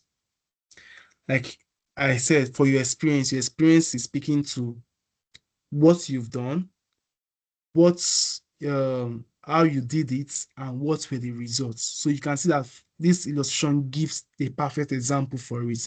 During my internship, I supported data entry or customer inquiries, which helped me develop attention to details. So it is very, very important that when you're listing anything on your cover letter, always link it to what you learned. Always link it to the results, what that particular role you did shaped you to become. It is very, very important. So closing example, let's just look at the closing content. I would welcome the opportunity to discuss how my skills, enthusiasm can contribute to your team. Thank you. It's as simple as that. It's as simple as that. Like I said, avoid lengthy cover letter, because recruiters or employer does not have the whole time to go through just one applicant's application. Like I said, the average number of applicants recruiter receive on each job application or each job role is 100. To those at the banking industry is above 1,000. So you must do things to standards and to avoid your application being dumped in the trash can. So show gratitude. Also, after you've done your closing content, show gratitude. Express your thanks and appreciation for the reviewer's time. It is very, very important to show gratitude to the recruiters for even having that time to go through your application. All right, so CV versus cover letter. So the comparison, like we've already stated, for your CV, you're only just stating facts. Then for your cover letter, you're explaining, you're giving, okay, so what are your motivations, what actually led you into applying for this role, and how your coursework can be translated, and how you can transfer your coursework into the role you're applying for. So highlight structured versus conversational, skilled and education versus motivation. So like I said, the structure is for your CV, while the conversational is for your cover letter. Then skill and education focuses more on your CV, because these are the facts. Then your motivation speaks towards your cover letter. It is very, very important that we have this clarity. All right, so I think this is the last slide. So standing out. So what are the things you must do to stand out? Okay, so elevating your application, this is what I titled this. So your skill development, for you to stand out, like I said, do not just stay without doing nothing. Engage Udemy, engage Allison, engage Coursera, leverage on LinkedIn learning platform. It is very, very, very, very important. Also leverage on freelance interns. Do not say, oh, I have a lot of things to do with money, then I will not, any organization that calls me for money, let's say for, okay, 50,000, what is 50,000 going to do for me, blah, blah, blah. I'm coming from Fadis and then I'm not going to take the role. For now, you're just starting. Take your your eyes off the money. I know money is very, very important, but take your eyes off. I could remember when I started my career as a sales officer. At the time, I was being paid 50,000, and then I was staying at Ekpe. If you know how far after, if you know Aja, let's say Ibejuleki. After Ibejuleki, I think Ekpe is the end road. Like it's just like a boundary to Ogun State. If you know, I was going from Ekpe, commuting from Ekpe to Ikoyi from Mondays through Friday. So then I was not even looking at the money. I just want to gain experience first, because experience first before you start yielding the dividends of your experience. The money can come later. Ensure you learn practical skills, volunteer, do intern role. Like I would say, please, the money should not be the focus. Yes, I understand that money is key, but then money should not be the focus. Ensure you've gotten more experience before this. So action, apply early and proofread. If you see any application online, do not say, okay, I'm going to wait for small, because now to every job ad, there is always a deadline inside to it. Do not say, okay, I'll come to this later. Then after the deadline that is when you're going to apply. No, you're just, because now recruiter, you'll just go and filter, okay, who are the applicants that apply within the deadline. So they are just going to review those ones first. Why those persons whose application came later, they're not going to even touch it. So ensure you proofread your CV, give it to people to third eye. Okay, let me say give it to second eye or third eye to also proofread your CVs, so as for them to nip out every typological error, every other buzzwords that you might have not seen when you're designing your CV. All right, so final advice before we close this section and get ready for our Q&A section. So clarity and evidence, like I said, clarity beats grammar. Please avoid using vague words, avoid using grammar. Just be simple with your words, be simple with the choice of your words. And like I said again, evidence beats claim. People want to see what you've done than you claiming to become something that you're not. So that is just it. So during your questioning and answering all audience questions, because when you're being shortlisted for interview, they will ask you questions based on what you've highlighted in your CV. That's why I said, please ensure you don't use vague words. Ensure you don't put things that you've not done, because this is where recruiters are going to know that, yes, you actually lied on your CV, like I said. And during your interview, know that, okay, there's a mantra we say that your CV gets you the interview, why communication skills and good presentation with a pinch of confidence gets you the role. So please, during your interview, ensure you communicate clearly and ensure you're answering with confidence. Like I usually tell person, you don't show timidity. I know that some persons get antsy when they are talking to strangers. Not everybody enjoys talking to strangers. Like me, I'll say I don't love talking to strangers, but when I know that this interview, my life depends on it, I have to come out from that shell. Just was communicate clearly and also give my recruiter that, yes, I'm confident about what I'm saying. So personal encouragement, everyone starts somewhere. Like I've said before, the great people, the Michael to the lad that you're seeing today, the Dangotes and everybody that you're seeing today all started from somewhere. And like I said, this is the best place to start from. This is where to start from. This is the best place to start from. Yes, I know that there are some persons that were born with silver spoon, but for those that were not born with silver spoon, I would tell you that this is the best place to start from. Yes, it could get you. Yes, you will experience obstacle on your way, but then when you don't give up, when you fix your eyes on the goal, on the trophy, you see that at the end of the day, you come out and soaring high. So for the end, so thank you for your time and hope you succeed in creating a winning CV today. Thank you for listening. Thank you, thank you, thank you.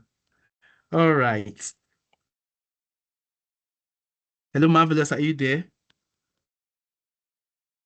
Hello? Is anyone there? Hello, sir. Hello, sir. Good evening. Yeah, good evening, good evening, good evening. Okay. Yeah, so Thank you you for can, a very impactful and comprehensive lecture. I create CVs myself, but I've learned something extra. Thank you very much, sir. thank you so much, thank you so much. Please do not mind my room, it's getting dark, so sorry, please. Oh, wow. Okay, All right. okay. Your voice alone will do. I have a few questions, and then let's see how that goes. My question is this: Are you there? Yes, I'm here, I'm here. Okay. Nice. In CVs now, I believe that some of your work experiences, if not all, are supposed to be verifiable. That's Yes. for the section of references now. Mm. So last year, I worked as a virtual assistant to an Indian, and then we worked till his clients were American. So when they exhausted their budgets for the year, they rounded up their operation. So in the month of December, he told me that they'll be resuming January 1st, but there was bad news. The thing is, we met. For me, the job was a miracle job. I would like to put it like that based on how we met. He didn't know me, didn't ask for a CV. We were Wow. working on something, and then he saw how I always respond to. So we were researching on CPA. He saw how I always respond. We agreed to collaborate on finding a way, and then you Mm. give me tasks to do as part of my contribution to the research, Mm-hmm. and I will do it Mm-hmm. and deliver it. So he was impressed. I think that contributed to his approval of me working for him Mm-hmm. as a special assistant, so that you have enough time for other things. So he Yeah. trained me for barely a week. I caught up very fast with what he wanted me to do for him, and that was how Mm. we started working. So we were using AI, which was what he was doing. I was doing it for him. He would select news articles and give them to me.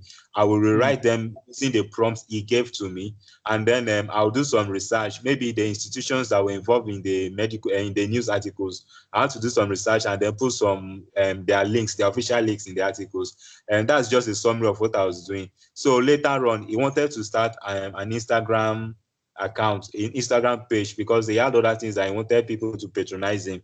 So we collaborated on that. He will give me, because everything was supposed to be Indian, what we're putting out. So out of his own experience, you give me prompt, I'll use to generate AI images using Sora AI, and then I'll show him the output of the image. If he approves, then we move on. So what he gives me are the prompts, and then audio, voice, okay, the voiceover. So the second task was I will put the images together. I will give it a voiceover. I'll apply my video editing skills, give it transition, effect, and all that. Then I'll show him the output. If he's satisfied with it, we go on. If not, he will suggest I do something else. And that was just that. So I was basically his virtual assistant. Now this is the where the twist is now. Now his company this year, now they are resuming this year, they did a downsizing. So Okay. the job he was doing, they said AI can do it. Obviously, they were not aware that on his excellent submission, he started using AI, and then I came in work doing his tasks for him. They say AI could do that very well, and that his services they halved his salary. So we did a video call, and he's not a guy like me, he's a family man, almost elderly. He has a family, so the money was not enough for him, and then for him to employ my services anymore. So he said that he's taking a break from social media, so that you see what else he can do in addition to the job, and support himself and family. Mm. So now he has gone. He said if you find something, you come back and let me know. He has taken a break from social media. He's strictly working, and they're looking around over there in India. So it's Okay. only when he comes back that I can communicate with him. So right now, I'm now worried if I post that job experience now in my CV. Okay, peradventure, maybe whoever I'm applying to wants to kind of validate it, want to do a background check. The man is not readily available to give approval that I actually worked for him or stuff like that. But he gave me the name of his own. He started the company due to regulations, such that it's a company that his clients were patronizing, not just him as an individual. I have the name of the company, and I've showed him my work description for him he said that it's fine. It's in my CV now. But my main worry now is okay, if someone wants to check the reference now, how will I get him to be available to like say that okay, I worked with him and I did well. So that's my concern. How do I go about this issue now, sir? Okay, so yeah, thank you so much for sharing. And you can see that even during the section I mentioned volunteering and also other means in ensuring that you equip yourself with with the required experience. It was mentioned during, but now talking Yes. about reference, yes, gone are those days where you have to state your reference on your CV. And even there was a time it was even advised that you can put for your reference available on request, but we no On longer do request, that. yes. Yes, we no longer do that. Now, if you've had experience working with this person now with that company, let's say by proxy, state it there. But now, when that person, let me just ask you this question: when the person engaged your service, did any person in the organization knew that he actually engaged like a virtual assistant for that No, role? no. I was basically like a ghost worker for him. Okay, all right. So now, like you said, now this person also now have his own agency, right? Yes. So now you can use this person, now that this person has his own agency, then you can now use this person's agency as your experience. Okay. Then, if now during background check or they now ask you to provide reference, this is now when you're now going to bring. Now you should have your reference page readily available, and which person should be included in it. So if by eventually the organization, because I know that definitely not all organization requests for references, but if I should, in case, just prepare yourself, should in case they ask, you can give them the person's contacts, the email address, let them reach out to the person.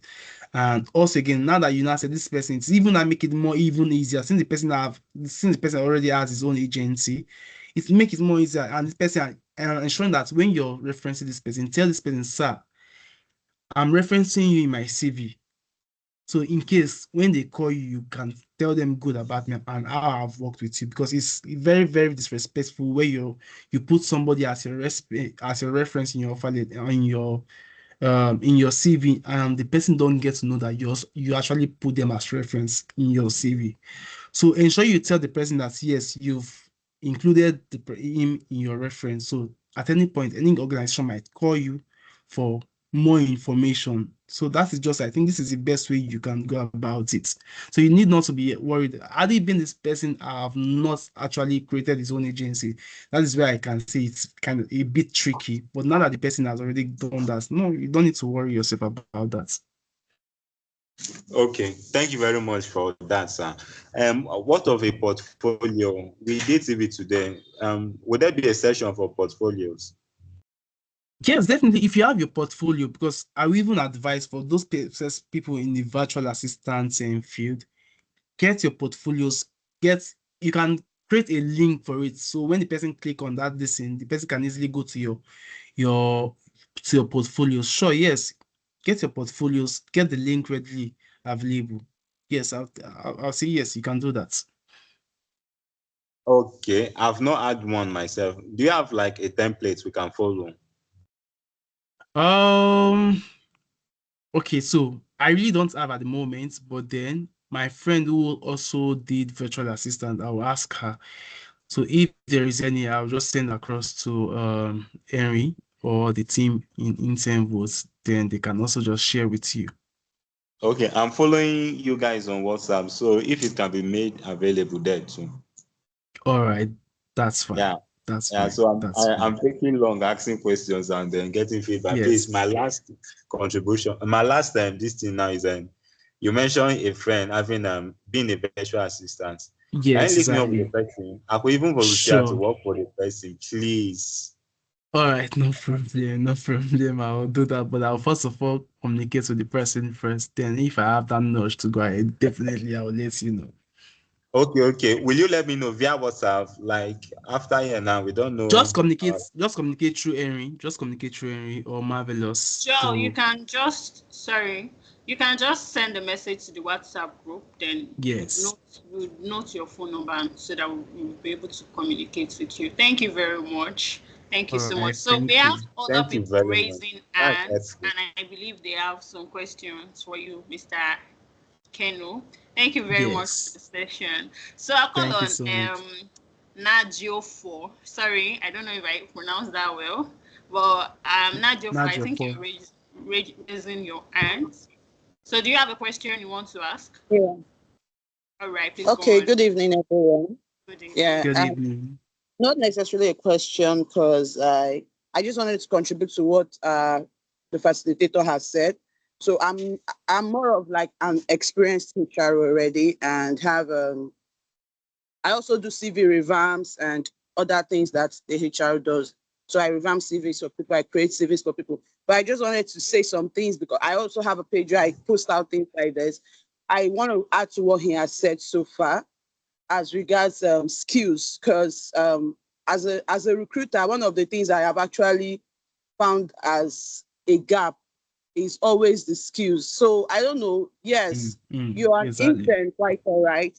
You are an intern, quite all right. You are not expecting that you have all the experience. You are not Experience. expecting you to have the highest of the experience, but there are some basic skills that are very, very, very, very important. That if once you're being interviewed and a recruiter is asking you some basic questions and you can't even say anything about it, it's just a red flag. I'll give examples, and these Exactly. are examples that I've Yes. actually experienced firsthand. So you are putting up for you are applying for a front desk officer. This is like one of the people think it's a simple role. It's not so simple, but there are some basic skills that are needed. So I am interviewing you for a front desk officer, and I'm asking you what is the shortcut for copy and paste. This is like something that you should know at the tip of your hands, because you have to work on documents, and you are telling me that you don't know, but there's a way you do it on the system. There are some things that doesn't have. This is actually first-hand experience. Anything I'm saying here, actually first-hand experience. As I'm speaking to you, I'm currently talking with someone now that he sent me a message yesterday. I got pissed off with the response and I didn't respond. It's even because I was on this call. I just felt like, okay, maybe I should just go talk to this person and like tell him something. I'll get to that point. So you're being asked for an accountant. You're asked, okay, so what are the basics of? I want you to prepare a financial statement for me. What am I expected to see there? And you don't know these things. These things are not even skills. These are knowledge that you could get from reading. And then you are saying skills, communication skills, but you can't even tell the basics of the basics. So it's not about getting the communication skills, the work ethic skills. It also has to do with knowledge gap. There are some basic things that is actually advisable that you should know. Or like as an HR now, you are going for an HR interview and someone is asking you, okay, what is the statutory law as regards pension? You have no idea. Those days, when I was in those days, I have never done pension. I don't even do a standard pay rise. And by the beginning of my career when I was an intern, but I had all this knowledge that when you go for interviews and you start speaking, they would think you've even worked with them, but you might not have actually worked with them. But because you have the knowledge, so it doesn't just limit yourself to skills. Knowledge gap is a big issue with our current interns. I don't know. Some of them will say, "Hey, you will learn on the job. You will catch up on the job. Yes, you would learn on the job, but there are some basic knowledge that is required to get the job, so that you can learn the other things that are more tough on the job." Now, but the one I said I'm currently having, he's been saying he wanted a role. I also help send out job ads and the rest, and that is why this particular intern vote is something I really love, because I've actually been thinking of something like this. At a point, I had to go create a TikTok page. Like, okay, we have more of this group on TikTok. Maybe I should start putting out content as regards that on TikTok. I have a TikTok page for that. And that was when I saw this, I was so impressed. Like, I think I had to chat them up. I'm like, please, I'm interested in this. Let me know how I can help. Because I really want to let it be my contribution, even if I'm not going to be head front. but let it be the way I also contribute to that gap. You've graduated since 2019, you finished your service 2022, You're not you're, doing you're working in anything. the You banking just sector, and then you say you are trying to translate, you want to go to accounting transfer. proper because you studied accounting. Okay, you've been working as a marketer in the bank, all this contract kind of work. And I'm like, okay, this is fine. You actually see online. What are the transferable skills, or what are the knowledge you have to transfer to this role? And the person responded, I don't really have much knowledge. It's 2022 to 2025 is about 3 years. I don't know, but even if you want to get a job now, if I see your CV, I'm not going to be interviewing you as an intern. That's the truth. I Yes. won't see that. Even if you Yes. apply for like the internship, if I see your CV and I say, oh, you've been working since 2019 on this, I want to ask you questions that has to do with entry level, because I'm expecting that, oh, this is a year for you to have, equip yourself with knowledge, equip yourself with informations. And I'm like, when I saw that response yesterday, I don't know if it's on this call, because I actually put out this particular session on my status and everything, and I really hope he's there so that he can learn. Although I've actually gone back to tell him, you can do better on this. Yeah. You can't say you don't have transferable skills. And I'm like, he said except the computer skills. Okay, what are the computer skills you have? He could not say. I'm like, I just advised him, see, in the next 6 months, focus on trying to get, even if it is all these accounting softwares, there are some apps that are attached to your course, to your profession, that you need to have a basic knowledge of. Nobody is saying you should have the holistic knowledge. These are things that actually put you out, that makes you different from the crowd when you go for interview. There are things that actually make you different from the crowd. You're going for an interview and there are many people there. So there are little things that can actually make you say, oh, this person is actually really interested, even though they've not even started in that particular part, but they already have this knowledge. It's an encouragement. I told him, see, get the next 6 months, find 2 or 3 accounting apps, learn it. You don't need to know everything, the basics. And God knows that knowledge is very, very easy to get now. Like, you go to YouTube, call them Udemy and the rest of it. Unlike years back, when you have to like really pay to get some kind of knowledge. Go and learn Zoho Boots, Excel, basics of preparing account statements, the base, even if it's petty cash, how to prepare it using Excel, because that was what I was expecting him to respond, but that response actually put me on. I just sent him this message this evening, so I'm trying to put it out here because I know we have a lot of them on this platform, of interns on this platform. It's not just down to the skills. Try to get knowledge. And I used to tell people when I have sessions like this, recruiters are not actually hungry that you are putting a skills that you don't have on your CVs. Most persons lie on their CV, but what we're actually angry is the fact that you cannot defend what you have written down on your CV. That's just it. So you put that you have knowledge on this. You know how to do this, and then they ask you the basics of the basics, and you are looking. I don't know if I'm making a point here, but I just said I should let this out, and I hope we get sessions like this. So we keep saying many and much more of these things. Thank you very much. Yeah, thank you, Chimeka. Your points are valid. Your points are valid, and thank you for your contribution. Thank you so much. Thank you so much. Yeah. Thank you so much, Ma. Thank you, Mr. Ken. So I'll be reading out the questions we have for you in the chat box. And actually, we are running out of time, but I would just like you to, answer the questions briefly and, quickly as you can, Sam. So one of our questions from Blessing reads, an HR once said, it's essential to include DOB on the CV when applying for roles like graduate trainee, as expected age is indicated on the job. What's your take on this, sir? So what would you say about that? Now I will refer back to the job post or the job description. Okay. Now, if it's stated on the job description that your age should be should be indicated on your CV. Please do that. All right. But this is not applicable to all job postings. Yes. So I believe So that's where the tailoring it to the specific job yes, comes in. exactly. So you have, and you mentioned that we should read the description. Like you don't just apply to jobs without reading the description. So read the description well and understand that understand what is required of you, understand what they expect from even your CV, what they want to see in the CV. So I believe he has spoken to that as well in the speech. So can we also have a question from Damilola. We say, what about in cases you're taking professional exams like ICANN? Can you put it in your CV as in view, or can you apply for finance related job role indicating skills from the course? So that's from someone that is writing a professional exam but it's not yet true. So what would you advise Damilola do?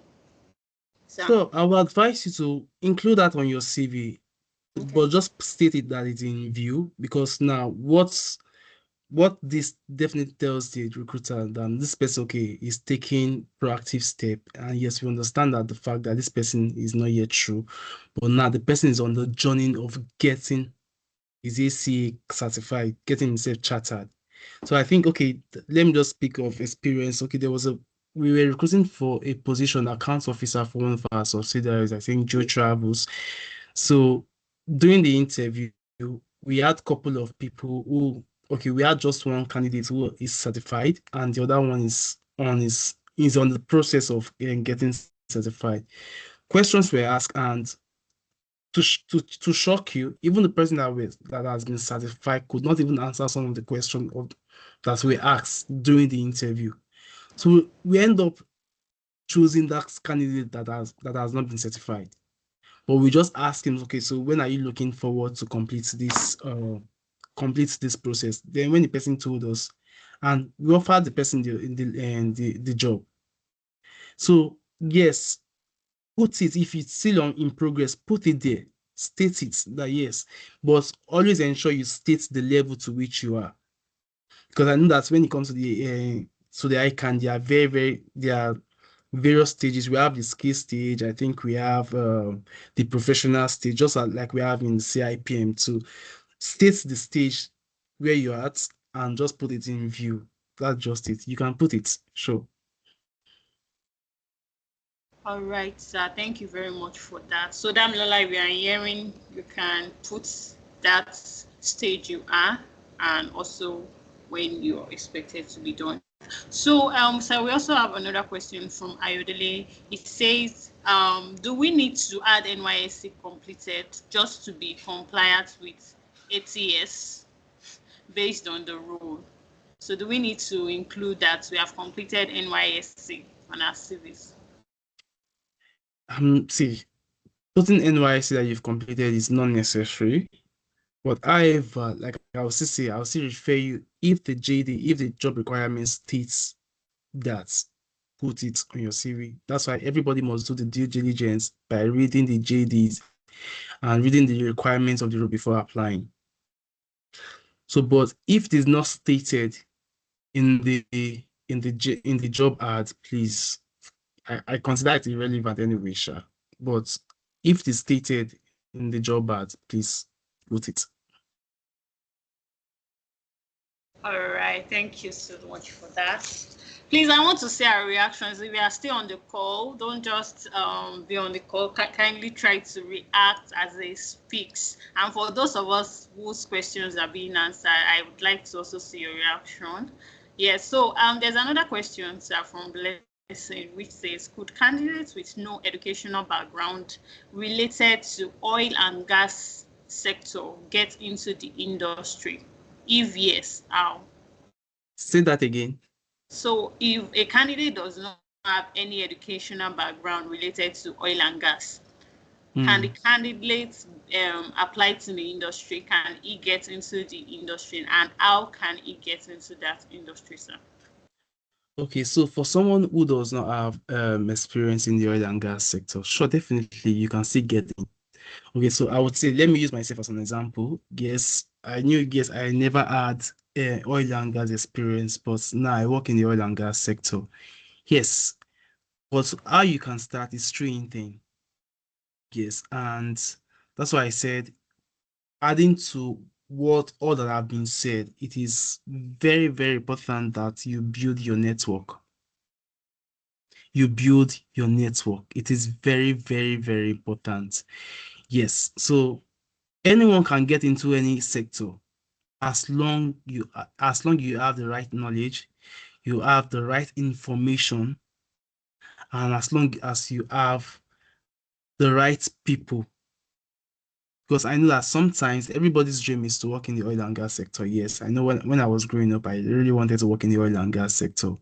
But then, if that opportunity comes, how prepared are you to pick up that opportunity? Because one of the places that everybody wants to go, like I said, is oil and gas.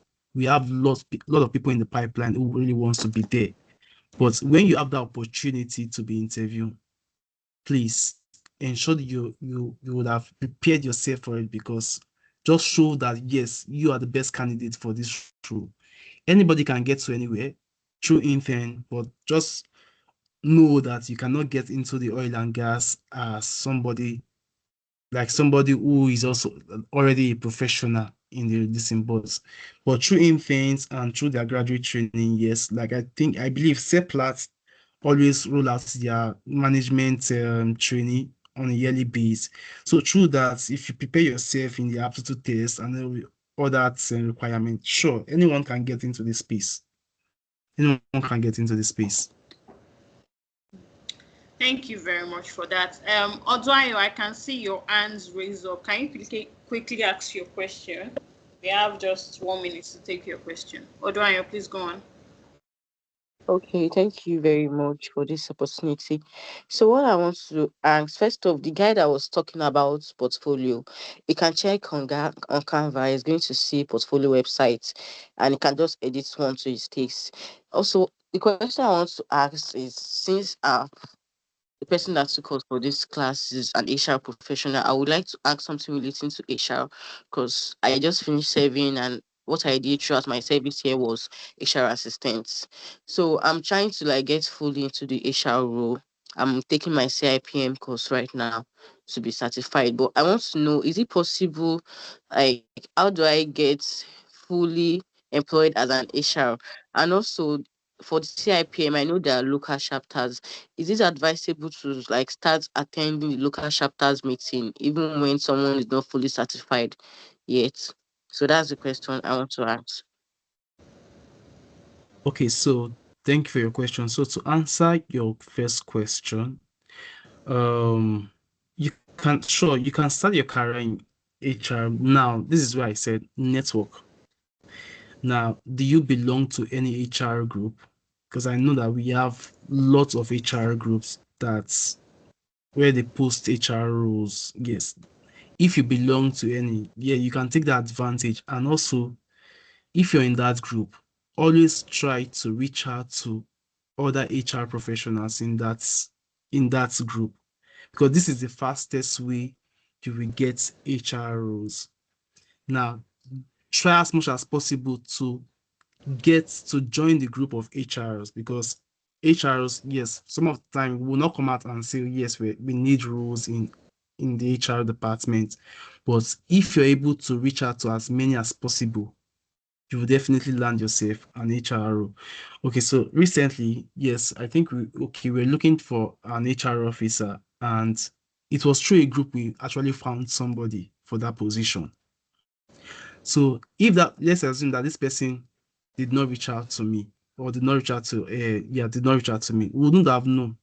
I would have just done the normal posting, then do my CV selection and every other thing. But I would advise that try and join HR group. Then while you're in that group, ensure you're engaging. It's very, very important. Engage in conversation, even though you don't have 100% knowledge about the subject being discussed. Ensure that you engage in it. As from there, you're bringing yourself out. Visibility matters.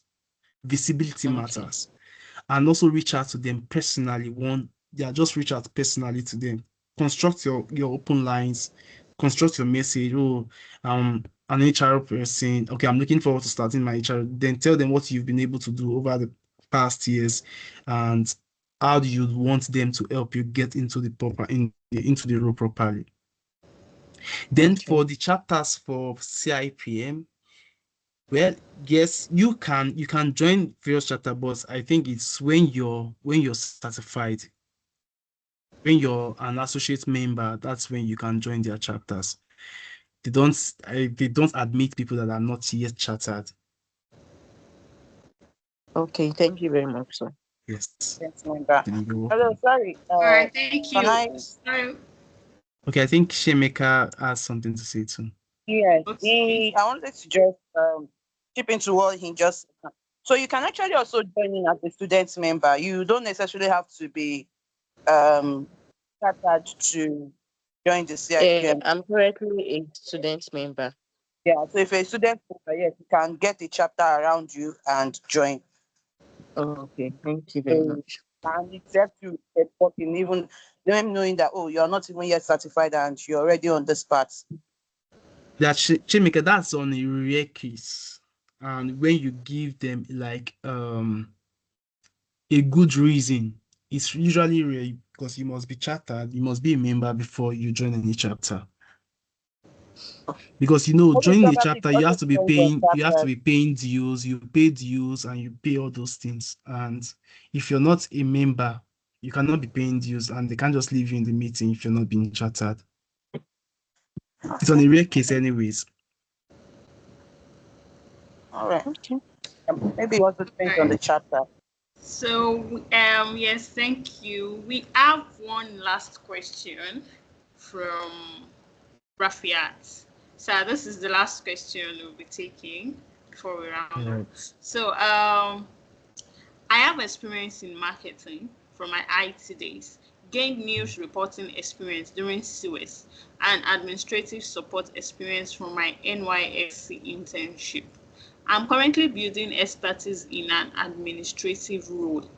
Can I include my previous experience on my CV when applying for any administrative role? So she has a marketing experience, news reporting experience, and she has also gained administrative support experience. She's asking if she can use this experience, if she can include them on her CV while applying for administrative roles. Okay, so I think this person is just like me because okay, while I was in school, I studied marketing, and all of a sudden I'm now into HR. Okay, so what I did, okay, let me give you what I did. So what I did, so the part of marketing that speaks to people more, those were the things that I use as my experience, my job description, or my achievement that I placed on my offer on my CV. So I will advise you the part that has to do with the human relations, emphasize more on that on your CV, or the part that has to do with administrative role, like for I know okay. Also, when I was working in Page, I was a sales officer. Then the part that has to do with documentation, that has to do with getting clients documents if they are requesting for loan, how I was able to process them from getting those information, getting their bank details, and taking it to our risk department for them to verify. So those were the things that I emphasized more on my CV. I did not really make emphasis on when I was going out to develop business. So yes, I know that part is very, very necessary because as an administrative person, you also want to interact with employees on a daily basis as well too. So the part that speaks more to the role you're applying for, those are the things you should emphasize more.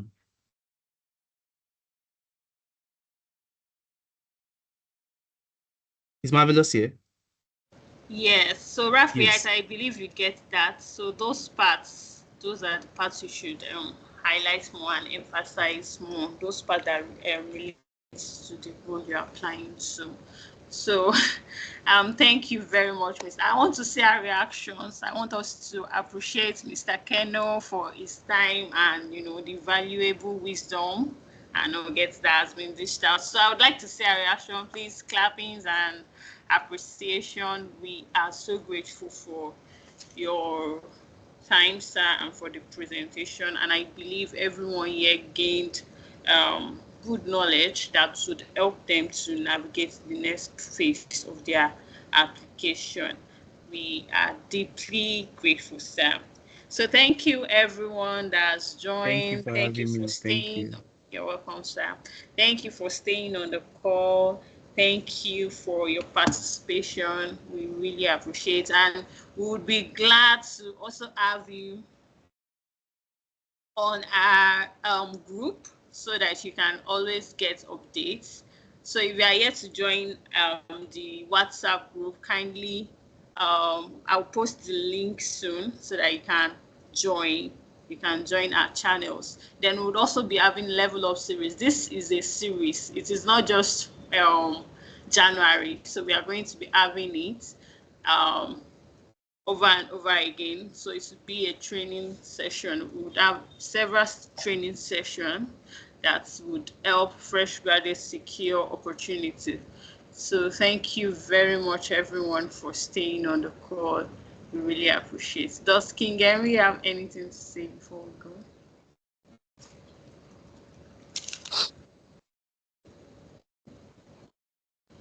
Okay, good evening, everyone. Yeah.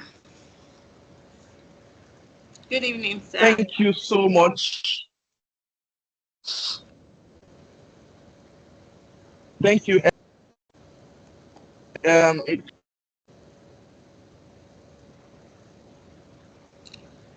I think your network is breaking also, sir. Or is it just me? Yeah, I thought as much. I am trying to also share by saying that thank you, everyone. Thank you for doing the very first Level Up series for 2026. And thank you, most importantly, to our guest speaker, Keno. I appreciate your time and for sharing from your wealth of experience with us. You would agree with me that this has been a valuable section. Insight has been shared. And thank you. I saw my friend also sharing as well during the course of the conversation. It Yeah, just goes to say how rich a community we have. And yes, thanks. We couldn't have achieved all this without all the individuals on this call. We will continue the conversation on the WhatsApp group. If you have further questions, please go ahead and engage on the WhatsApp group so that we can, ask and respond to your questions accordingly. Thank you everyone for joining this call. This is where we'll be joining the curtain. I'd just like to quickly let the cat out of the bag. We'll be rolling out series of trainings and academy during the course of the year. So be on the lookout for our communications around our academies and other learning sections we will be having. And yes, most importantly, if you have any skills, because one of the ways you can start building work experience is by volunteering. And for us at Intern Boost, we have created a platform like this, wherein if you have certain skills, wherein you want to apply the things that you are learning or the likes of it through volunteering, you can feel free to reach out to any of the admin on the platform, particularly myself, and then we'll discuss possibility of how you can volunteer your skills as a way of building and gaining work experience, which is very critical for you in the job market. That being said, thank you so much. I'll be handing over again to the fantastic moderator for this program. Thank you, Marvelous. Again, I also want this opportunity to appreciate the team. Thank you so much. The drive, the energy was phenomenal. Thank you so much to all the Intern Vote team, my Vote tribe. You guys are amazing. Marvelous, Deborah, Dorcas, David, and the rest of you. I may not be able to mention all of your names right now, but thank you. God bless you greatly. Thank you very much. Yes. Thank you for having Thank us. Thank you very much, King Henry. Thank you for that. I believe we all picked what is said. If you are open to volunteering, you can enter into any of the admin's DM and send your message. So thank you everyone for staying on this call. We're wrapping up. I mean, we have already wrapped up. So, yes, thank you very much. We can bring the session to a close now. Thank you. Thank you. Of course, feel free to go online Or and do you make still want to share your say? experience. Share your experience, what you have Share learned your so experience far with on this course. yeah. What Yes, stood of out for course, both you? on social media, LinkedIn, and feel free to Yeah. tag Intel. Yes. Yes. Thank you. Thank you. Thank you.